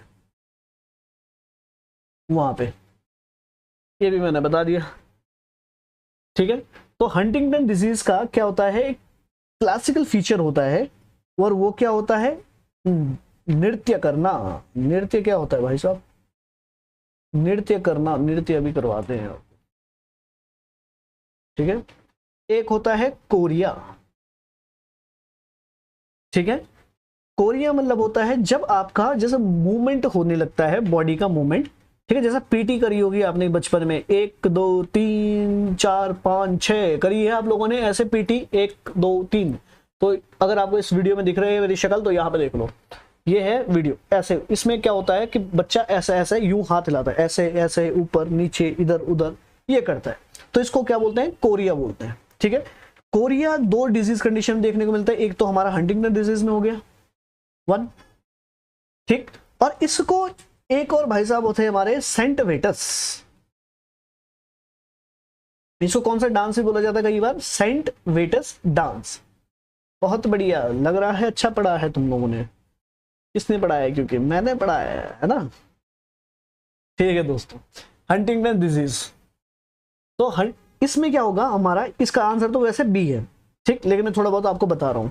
तो याद रखना आप कि यहाँ पे एक बीमारी होती है, जिस बीमारी का हम क्या नाम देते हैं, बताइए कौन सी बीमारी होती है, रिमेटिक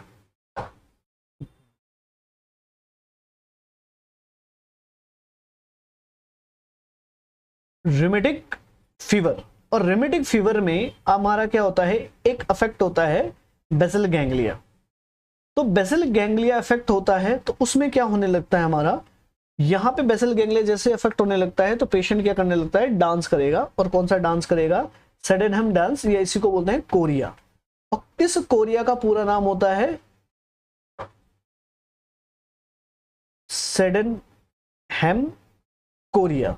ठीक है, और इस डांस को बोलते हैं सेंट वीटस का डांस। सेंट वीटस डांस बोल लो या सेडेनहम कोरिया बोल लो। ठीक है, ये वहां भी देखने को मिलता है, कहां पे, रिमेटिक फीवर में। तो यहां पे आप इससे याद रख सकते हो। नेक्स्ट क्वेश्चन पढ़िए फटाफट से, इंपॉर्टेंट है बहुत ज्यादा।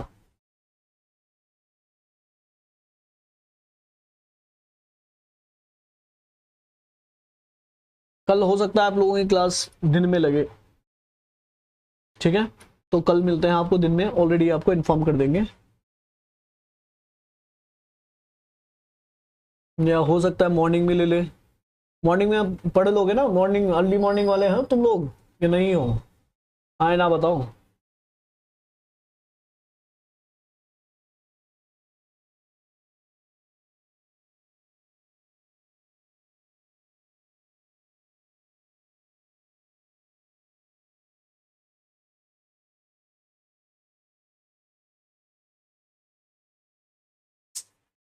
What is the most common cause of subdural hematoma? A, yes sir, very good। ठीक है,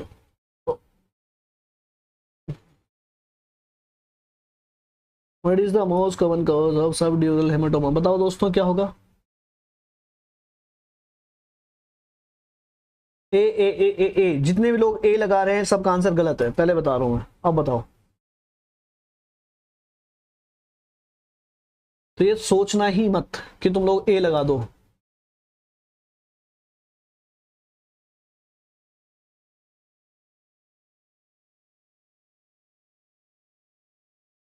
कभी पढ़ाओ, हम आ जाएंगे। बहुत बढ़िया।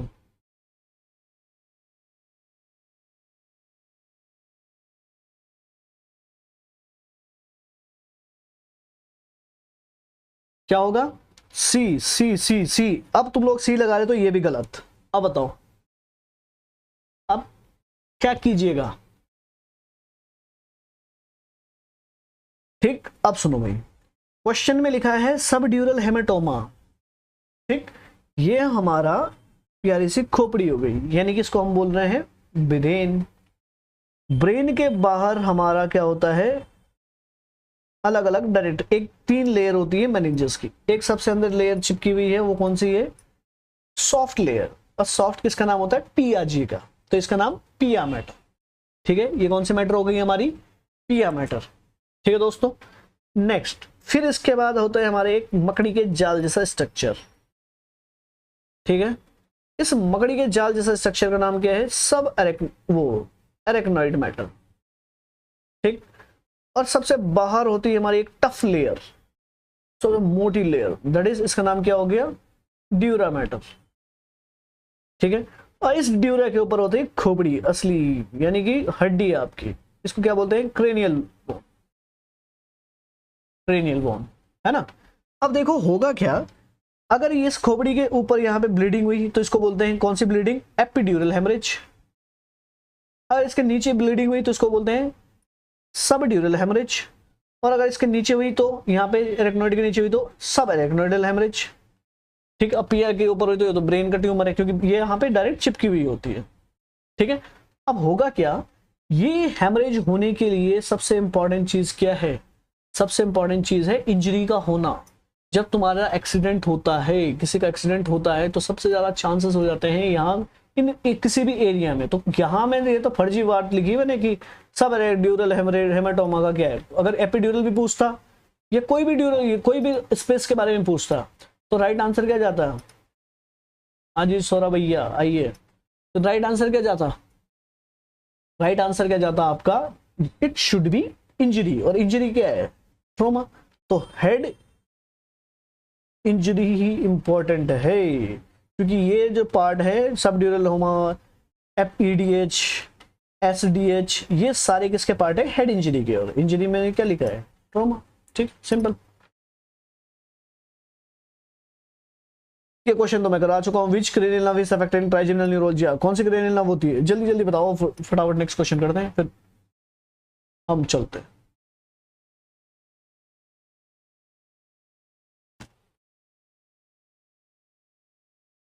हो गए,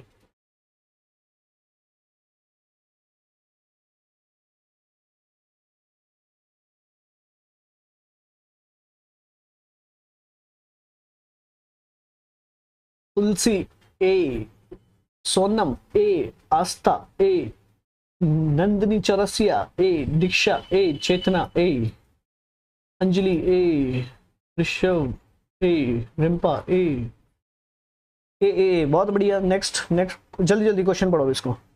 हमारा टॉपिक लेप्टोस्क्लेरोसिस।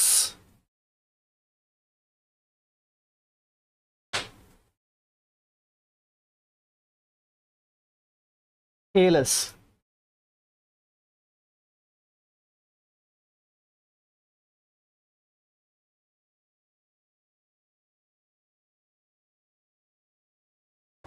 इस बीमारी का एक और नाम है, ये भी मैं आपको बता देता हूं, इस बीमारी को बोला जाता है लो गैरिक्स डिजीज। लो गैरिक्स डिजीज जो है, एक बड़े भाई साहब थे, प्लेयर भाई साहब थे, ये काफी फेमस प्लेयर थे। उन बेचारों को सबसे पहले ये हुआ, काफी स्पोर्ट्समैन थे, उनको सबसे पहले ये हुआ। इस बीमारी में होता क्या है एएलएस में, कि यहाँ पे मोटर नर्व में डैमेज होने लगती है, किसमें, मोटर फंक्शन में।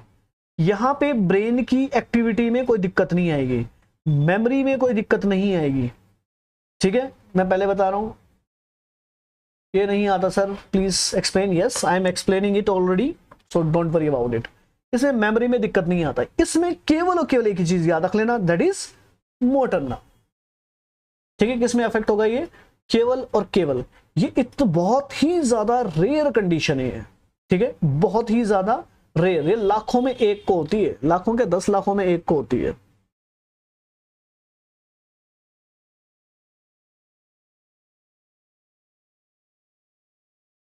ठीक है, तो अब इसमें मैंने तुम्हें हिंट दे दिया, अब बताओ क्या होगा।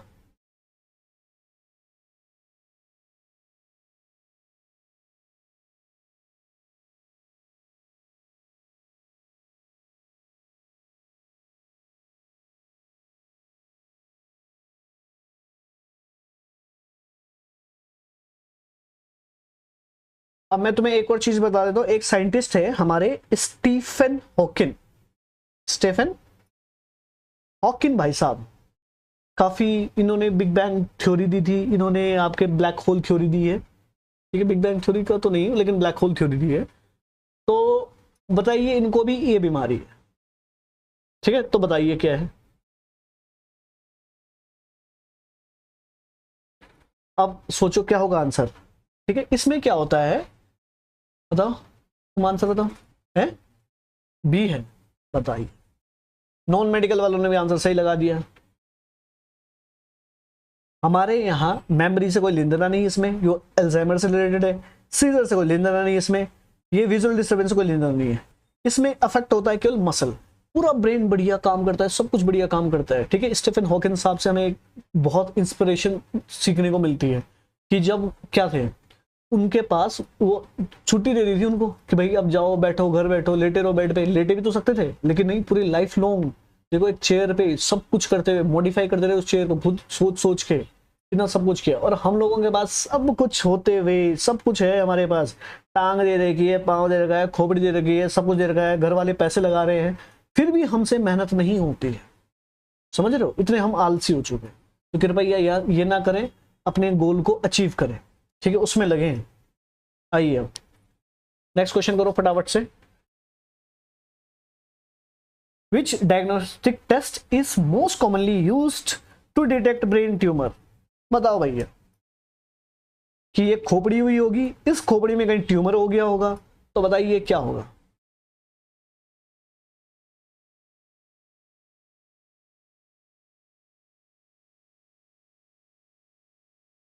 ठीक है, मैं बता देता हूं, ईईजी से तो दिखेगा नहीं ट्यूमर, तो ये तो हो नहीं सकता। सीटी स्कैन में दिख जाता है ट्यूमर, एमआरआई में भी दिख जाता है, पीटी स्कैन में भी दिख जाता है। पीटी स्कैन हर किसी के लिए नहीं है। अब बताओ, तो ये तो गया। अब बताओ, ठीक है, सी या बी, रियासेन एमआरआई।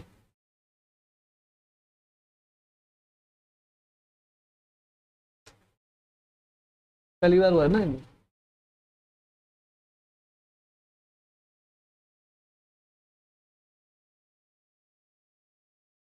बताइए दोस्तों, क्या है? MRI sir, PT scan sir, B. ठीक है, देखो सी, अब मैं तुम्हें बताता हूं सीटी स्कैन और एमआरआई क्या है। सीटी स्कैन कुछ नहीं है, एक हिसाब का एक्सरे ही है, ठीक है। जब सिंगल साइड से एक्सरे आ रहा है, तो अगर सिंगल साइड एक्सरे है, मैं ये मान लो एक ही तरफ से आपको स्कैन आ रहा है, तो उसको बोलते हैं एक्सरे। अगर चारों तरफ से एक्सरे आ रहा है, घुमा फिरा के एक्सरे आ रहे हैं, उसको बोलते हैं सीटी स्कैन, कोई अंतर नहीं है, ठीक है। ऐसे अगर सिंगल साइड से आ रहा है तो ये है, अगर चारों तरफ से घूम फिर के आ रहा है तो वो क्या हो गया, इधर साइड से। देखा होगा आपने सीटी स्कैन और एमआरआई लगभग सेम दिखते हैं, ठीक है, लेकिन उसमें रेस का फर्क है। तो दोनों का स्कैन अच्छा है। सिटी स्कैन से ज्यादा सिटी होता है दो टाइप के, एक होता है प्लेन सिटी और एक होता है कॉन्ट्रास्ट सिटी। अगर कॉन्ट्रास्ट में लिखता तो तब भी हम ज्यादा अच्छे से कर सकते थे, ठीक है। लेकिन यहां एक और चीज लिखी एमआरआई, तो एमआरआई ज्यादा प्रिफर किया जाता है न्यूरोसर्जरी में, तो याद रख लेना, B is the right answer, ठीक है दोस्तों। बी लॉक कर दो सर, कर दिया गया भैया, बी लॉक कर दो, कर दिया, वेरी गुड, कर दिया। अब एक सवाल का जवाब दो मुझे, कॉन्ट्रास्ट सिटी कर रहे हैं, कौन सा कर रहे हैं, कॉन्ट्रास्ट सिटी कर रहे हैं, तो क्या पेशेंट को एनपीओ रखना चाहिए या नहीं रखना चाहिए? और जितने लोग तुम लोग आ रहे हो, जल्दी चैनल को सब्सक्राइब करो फटाफट से, ठीक है, और लाइक करो वीडियो को, शेयर करो वीडियो को।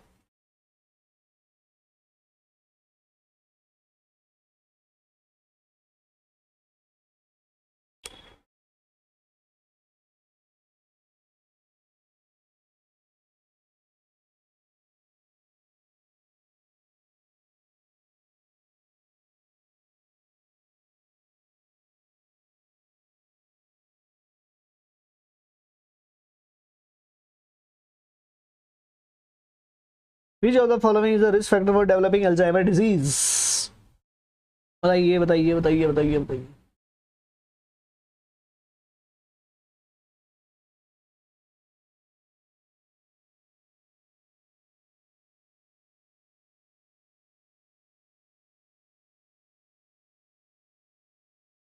ठीक है, मैं तुम्हें एक चीज बता देता हूँ, जस्ट एक हिंट दे रहा हूँ।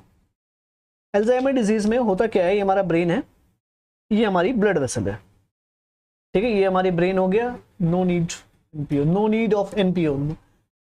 भाई साहब कॉन्ट्रास्ट सिटी दे रहे हैं तो कॉन्ट्रास्ट सिटी में याद रखना इंजेक्शन लगाते हैं, डाई वाई देते हैं, तो एनपीओ रखना पड़ता है, ठीक है,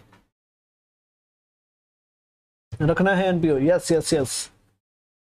ठीक है, अब देखो ये हमारा क्या हो गया, ब्लड वेसल है, ठीक। इस ब्लड वेसल में कोई भी इफेक्टिविटी आ गई, मान लो जैसे फैट वैट जम गया, जो फैट वैट जम गया तो आगे क्या होने लगता है, इसकी वजह से ब्लड वेसल में दिक्कत आएगी।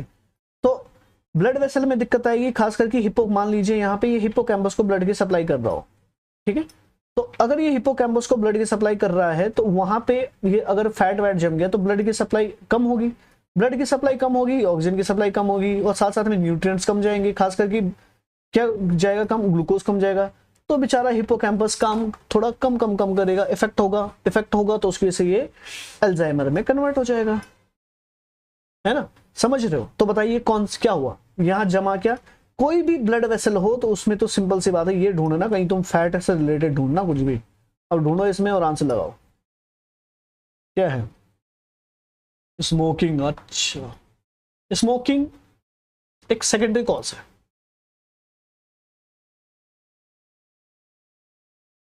अब क्या जाएगा आंसर, फिजिकल इनएक्टिविटी, ये सेकेंडरी कॉजेस हो गए सारे, मतलब नहीं मिला तो वो, लेकिन बेस्ट ऑप्शन क्या है, हाई कोलेस्ट्रॉल, हाई फैट, ठीक है, ये है आंसर। नेक्स्ट बताइए,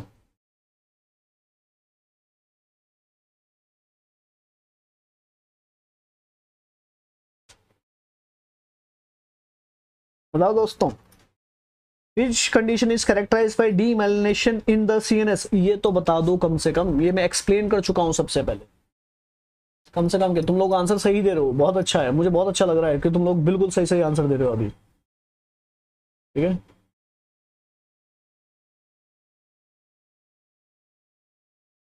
Which of the following is characterized by demyelination in the CNS, central nervous system में। तो मैंने बताया था दो टाइप की बीमारी है, एक एमएस है, एक जीबीएस है। जीबीएस कहाँ की है दोस्तों, GBS Guillain Barre syndrome peripheral nervous system की है। और एमएस कहाँ की है दोस्तों, मल्टीपल स्क्लेरोसिस, मल्टीपल स्क्लेरोसिस कहाँ की है, हमारी सेंट्रल नर्वस सिस्टम की। तो राइट आंसर क्या है, और दोनों में क्या हो रहा था, माइलिन शीट अफेक्ट हो रही थी, माइलिन शीट यानी कि अगर माइलिन शीट का टूटना कटना फटना इज नोन एज डीमाइलिनेशन होना। तो राइट आंसर क्या है, मल्टीपल स्क्लेरोसिस। तो राइट आंसर बी, बहुत अच्छे। नेक्स्ट क्वेश्चन बताइए,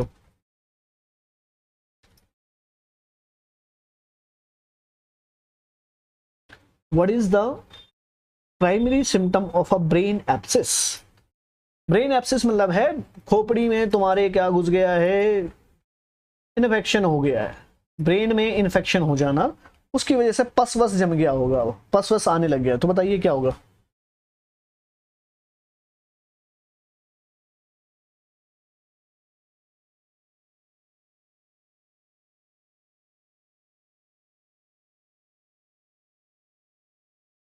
ए बी सी डी बताओ, सिंपल हिंट दे रहा हूं तुम्हें, हिंट क्या दे रहा हूं, सिंपल सी बात बता रहा हूं तुम्हें कि बात इतनी है,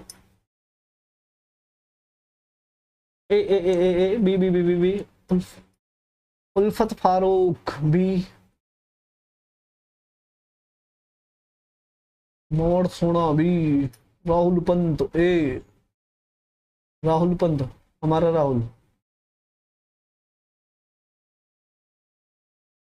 अंजलि, अरे राहुल को ही लपेट लेते हैं जरा,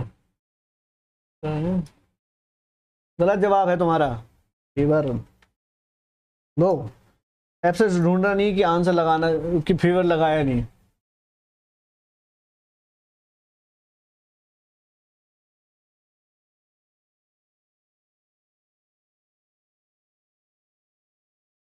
ये गलत जवाब है। तुम्हें अगर लग रहा है कि ए फीवर होगा, जहां दिखा तुम लोगों को एब्सेस, जहां दिखा तुम लोगों को इन्फेक्शन है, जानबूझ के इन्फेक्शन लिखा ताकि तुम लोग जाओ इस पे, बुखार, इन्फेक्शन मतलब बुखार,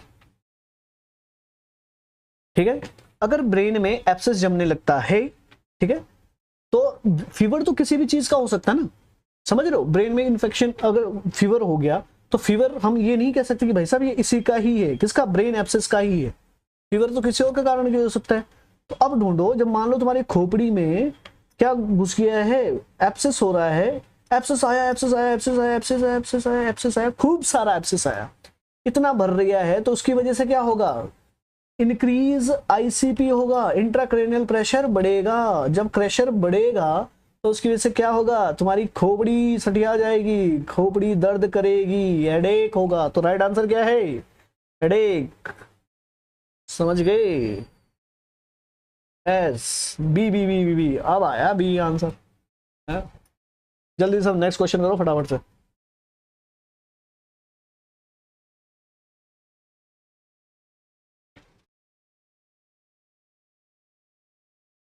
Which of the following is the common cause of meningitis? कौन सा कॉमन कॉज है किस चीज का, meningitis का, बताइए जरा।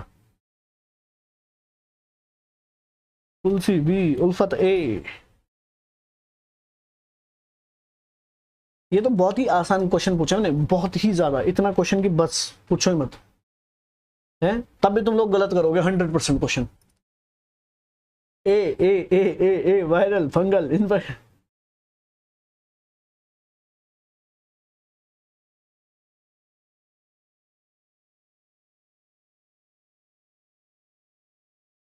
एक्चुअल में ये क्वेश्चन वैसे था कॉमन, तो ऐसे ऐड कर लिए। इस क्वेश्चन का जो था ये था cause of meningitis, which of the following is the cause of meningitis. लेकिन अगर कॉमन भी है तो भी कोई दिक्कत नहीं है। वो कह रहा है कि इनमें से कॉमनली क्या क्या इन्फेक्शन करवाता है, ठीक है। तो अब आपके पास बैक्टीरिया भी करवाता है, वायरल भी करवाता है, फंगल भी करवाता है, सारे सारे क्या करवाएंगे, ये करवाएंगे, ठीक है। तुम लोग ये सोच रहे होंगे कि मोस्ट कॉमन कॉज क्या है इसका, मोस्ट नहीं लिखा है, कॉमन पूछा है जस्ट, ठीक है। अब हाँ, अगर ये तीनों होते ऑप्शन में तो right answer will be this one, ठीक है। तो सारे के सारे कॉमन कॉज हैं, एक कोई भी कोर्स करवा सकता है कॉमनली, ठीक है। ये था, इसलिए मैंने इनको कहा था ये नहीं लिखना, कोई नहीं, ठीक है। अगर तुमने ये सोच के लिखा तो मेनिंजाइटिस में क्या होता है, मेनिंजाइटिस का मोस्ट कॉमन कॉज कौन सा है बताओ दोस्तों, वो है एम मेनिंजाइटिस, है ना, एम मेनिन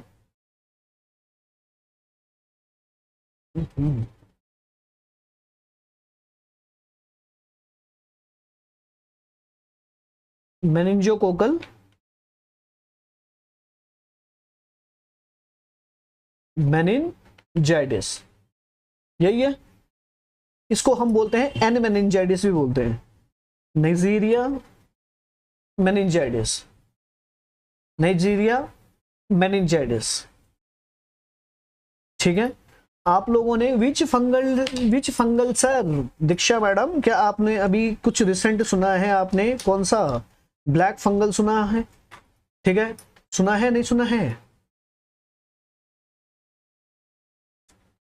जिसमें पूरी आंखें खराब हो जाती है, मेनिंजस खराब हो जाता है, ब्रेन में एब्सेस हो जाने लगता है, वो सब।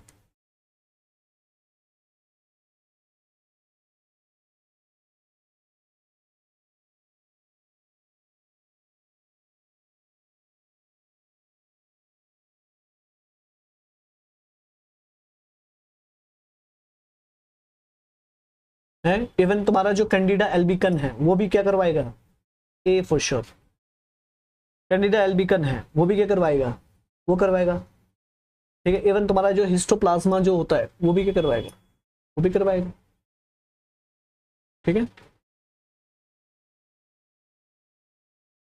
चलिए, ठीक है, खास करके ये जो ब्लैक फंगल वगैरह है ये सबसे ज्यादा कॉज करवाते हैं, ठीक है। हिस्टोप्लाज्मा है वो भी करवाएगा, तो राइट आंसर क्या गया ये। अब मैं बात करूं कि कौन सा इनमें से मोस्ट कॉमन है, इसमें से मोस्ट कॉमन कौन सा है हमारे पास, तो मोस्ट कॉमन अगर पूछे तो क्वेश्चन में लगाना एम मेनिंजाइटिस या मेनिंजोकोकल मेनिंजाइटिस या एन मेनिंजाइटिस, ठीक है। ये अगर ये नहीं है मोस्ट कॉमन, है ऑल होगा भाई, कामिल भाई ऑल होगा। ये मोस्ट तो लिखा ही नहीं है, मोस्ट कहाँ लिखा है कामिल, इधर लिखा है मोस्ट, यहाँ लिखा है common, which is a common, which is on ही होना चाहिए, विच इज, और इसके साथ में क्वेश्चन ही गलत है, मैं समझ सकता हूँ तुम्हारी भावनाओं को। विच इज के साथ स्लैश में ये ए और आर होना चाहिए, विच इज और विच आर, ये विच इज की जगह आर भी होना चाहिए था, सब आंसर होता है, ठीक है। According to this you are right this, ठीक है, लेकिन इनमें सारे आंसर हैं, ठीक है। मेनिंजोकोकल मेनिंजाइटिस क्या होता है, मोस्ट कॉमन होता है।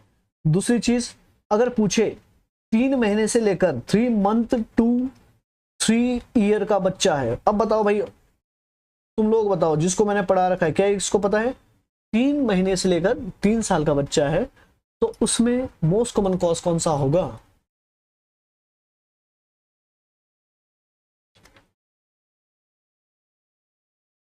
राहुल पंत, एच इन्फ्लुएंजा, बहुत बढ़िया दोस्त, सही कहा है आपने, एच इन्फ्लुएंजा सही कहा है सर, बिल्कुल आपने,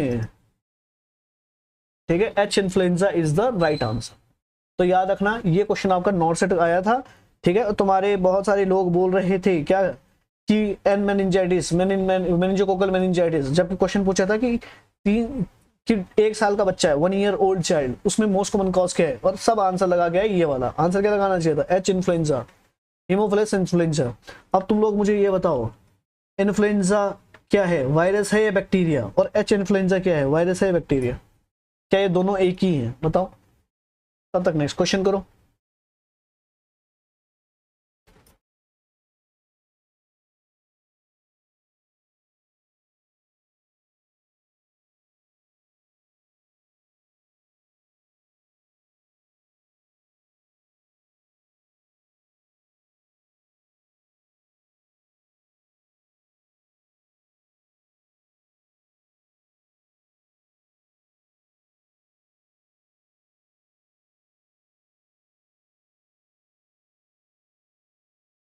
इसका आंसर बताइए, H influenza virus, H influenza bacteria, yes, very good very good very good. Anuja Tiwari C, C Astha C, Manisha Jaiswal A, Ritu Verma A, ठीक है। चलो दोस्तों, तो आज की कहानी हम यहीं पे ही खत्म करते हैं। आप लोग ने बहुत बहुत हमारे साथ दिया, उसके लिए तहे दिल से शुक्रिया, ठीक है। इस अब आप हमारे साथ जुड़ सकते हैं हमारे इंस्टाग्राम हैंडल के साथ, ठीक है। आपको सर्च करना है एकॉन देहरादून, आपको सर्च करना है एकॉन, दोनों मिल जाएंगे आपको, आपको सर्च करना है, ठीक है। Thank you so much sir, ठीक है। ऑल द वेरी बेस्ट आपके एग्जाम के लिए। बाकी हम पढ़ाते रहेंगे आपको, जब जब वक्त मिलेगा। आज रात को वक्त मिला तो रात को पढ़ा रहे हैं, कल सुबह मिलेगा तो कल सुबह, नहीं मिला तो शाम को, शाम को नहीं तो रात को, ठीक है। Thank you so much sir, welcome जी। ओके गुरु जी, थैंक यू सो मच, ठीक है।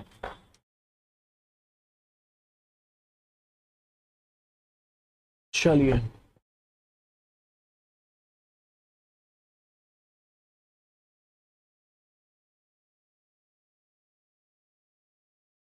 समझ में आया आज की कहानी, ठीक है। हम कोशिश करेंगे पूरे एक एक करके सारे सब्जेक्ट को क्या कर रहे हैं, एकदम से रिवाइज रिवाइज कर लें पेपर आने से पहले, है ना, जो भी इंपॉर्टेंट इंपॉर्टेंट क्वेश्चंस आते हैं उससे रिलेटेड।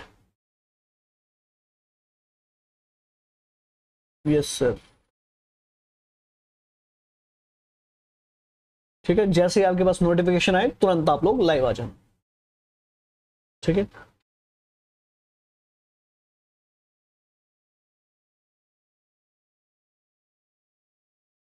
चलिए जी,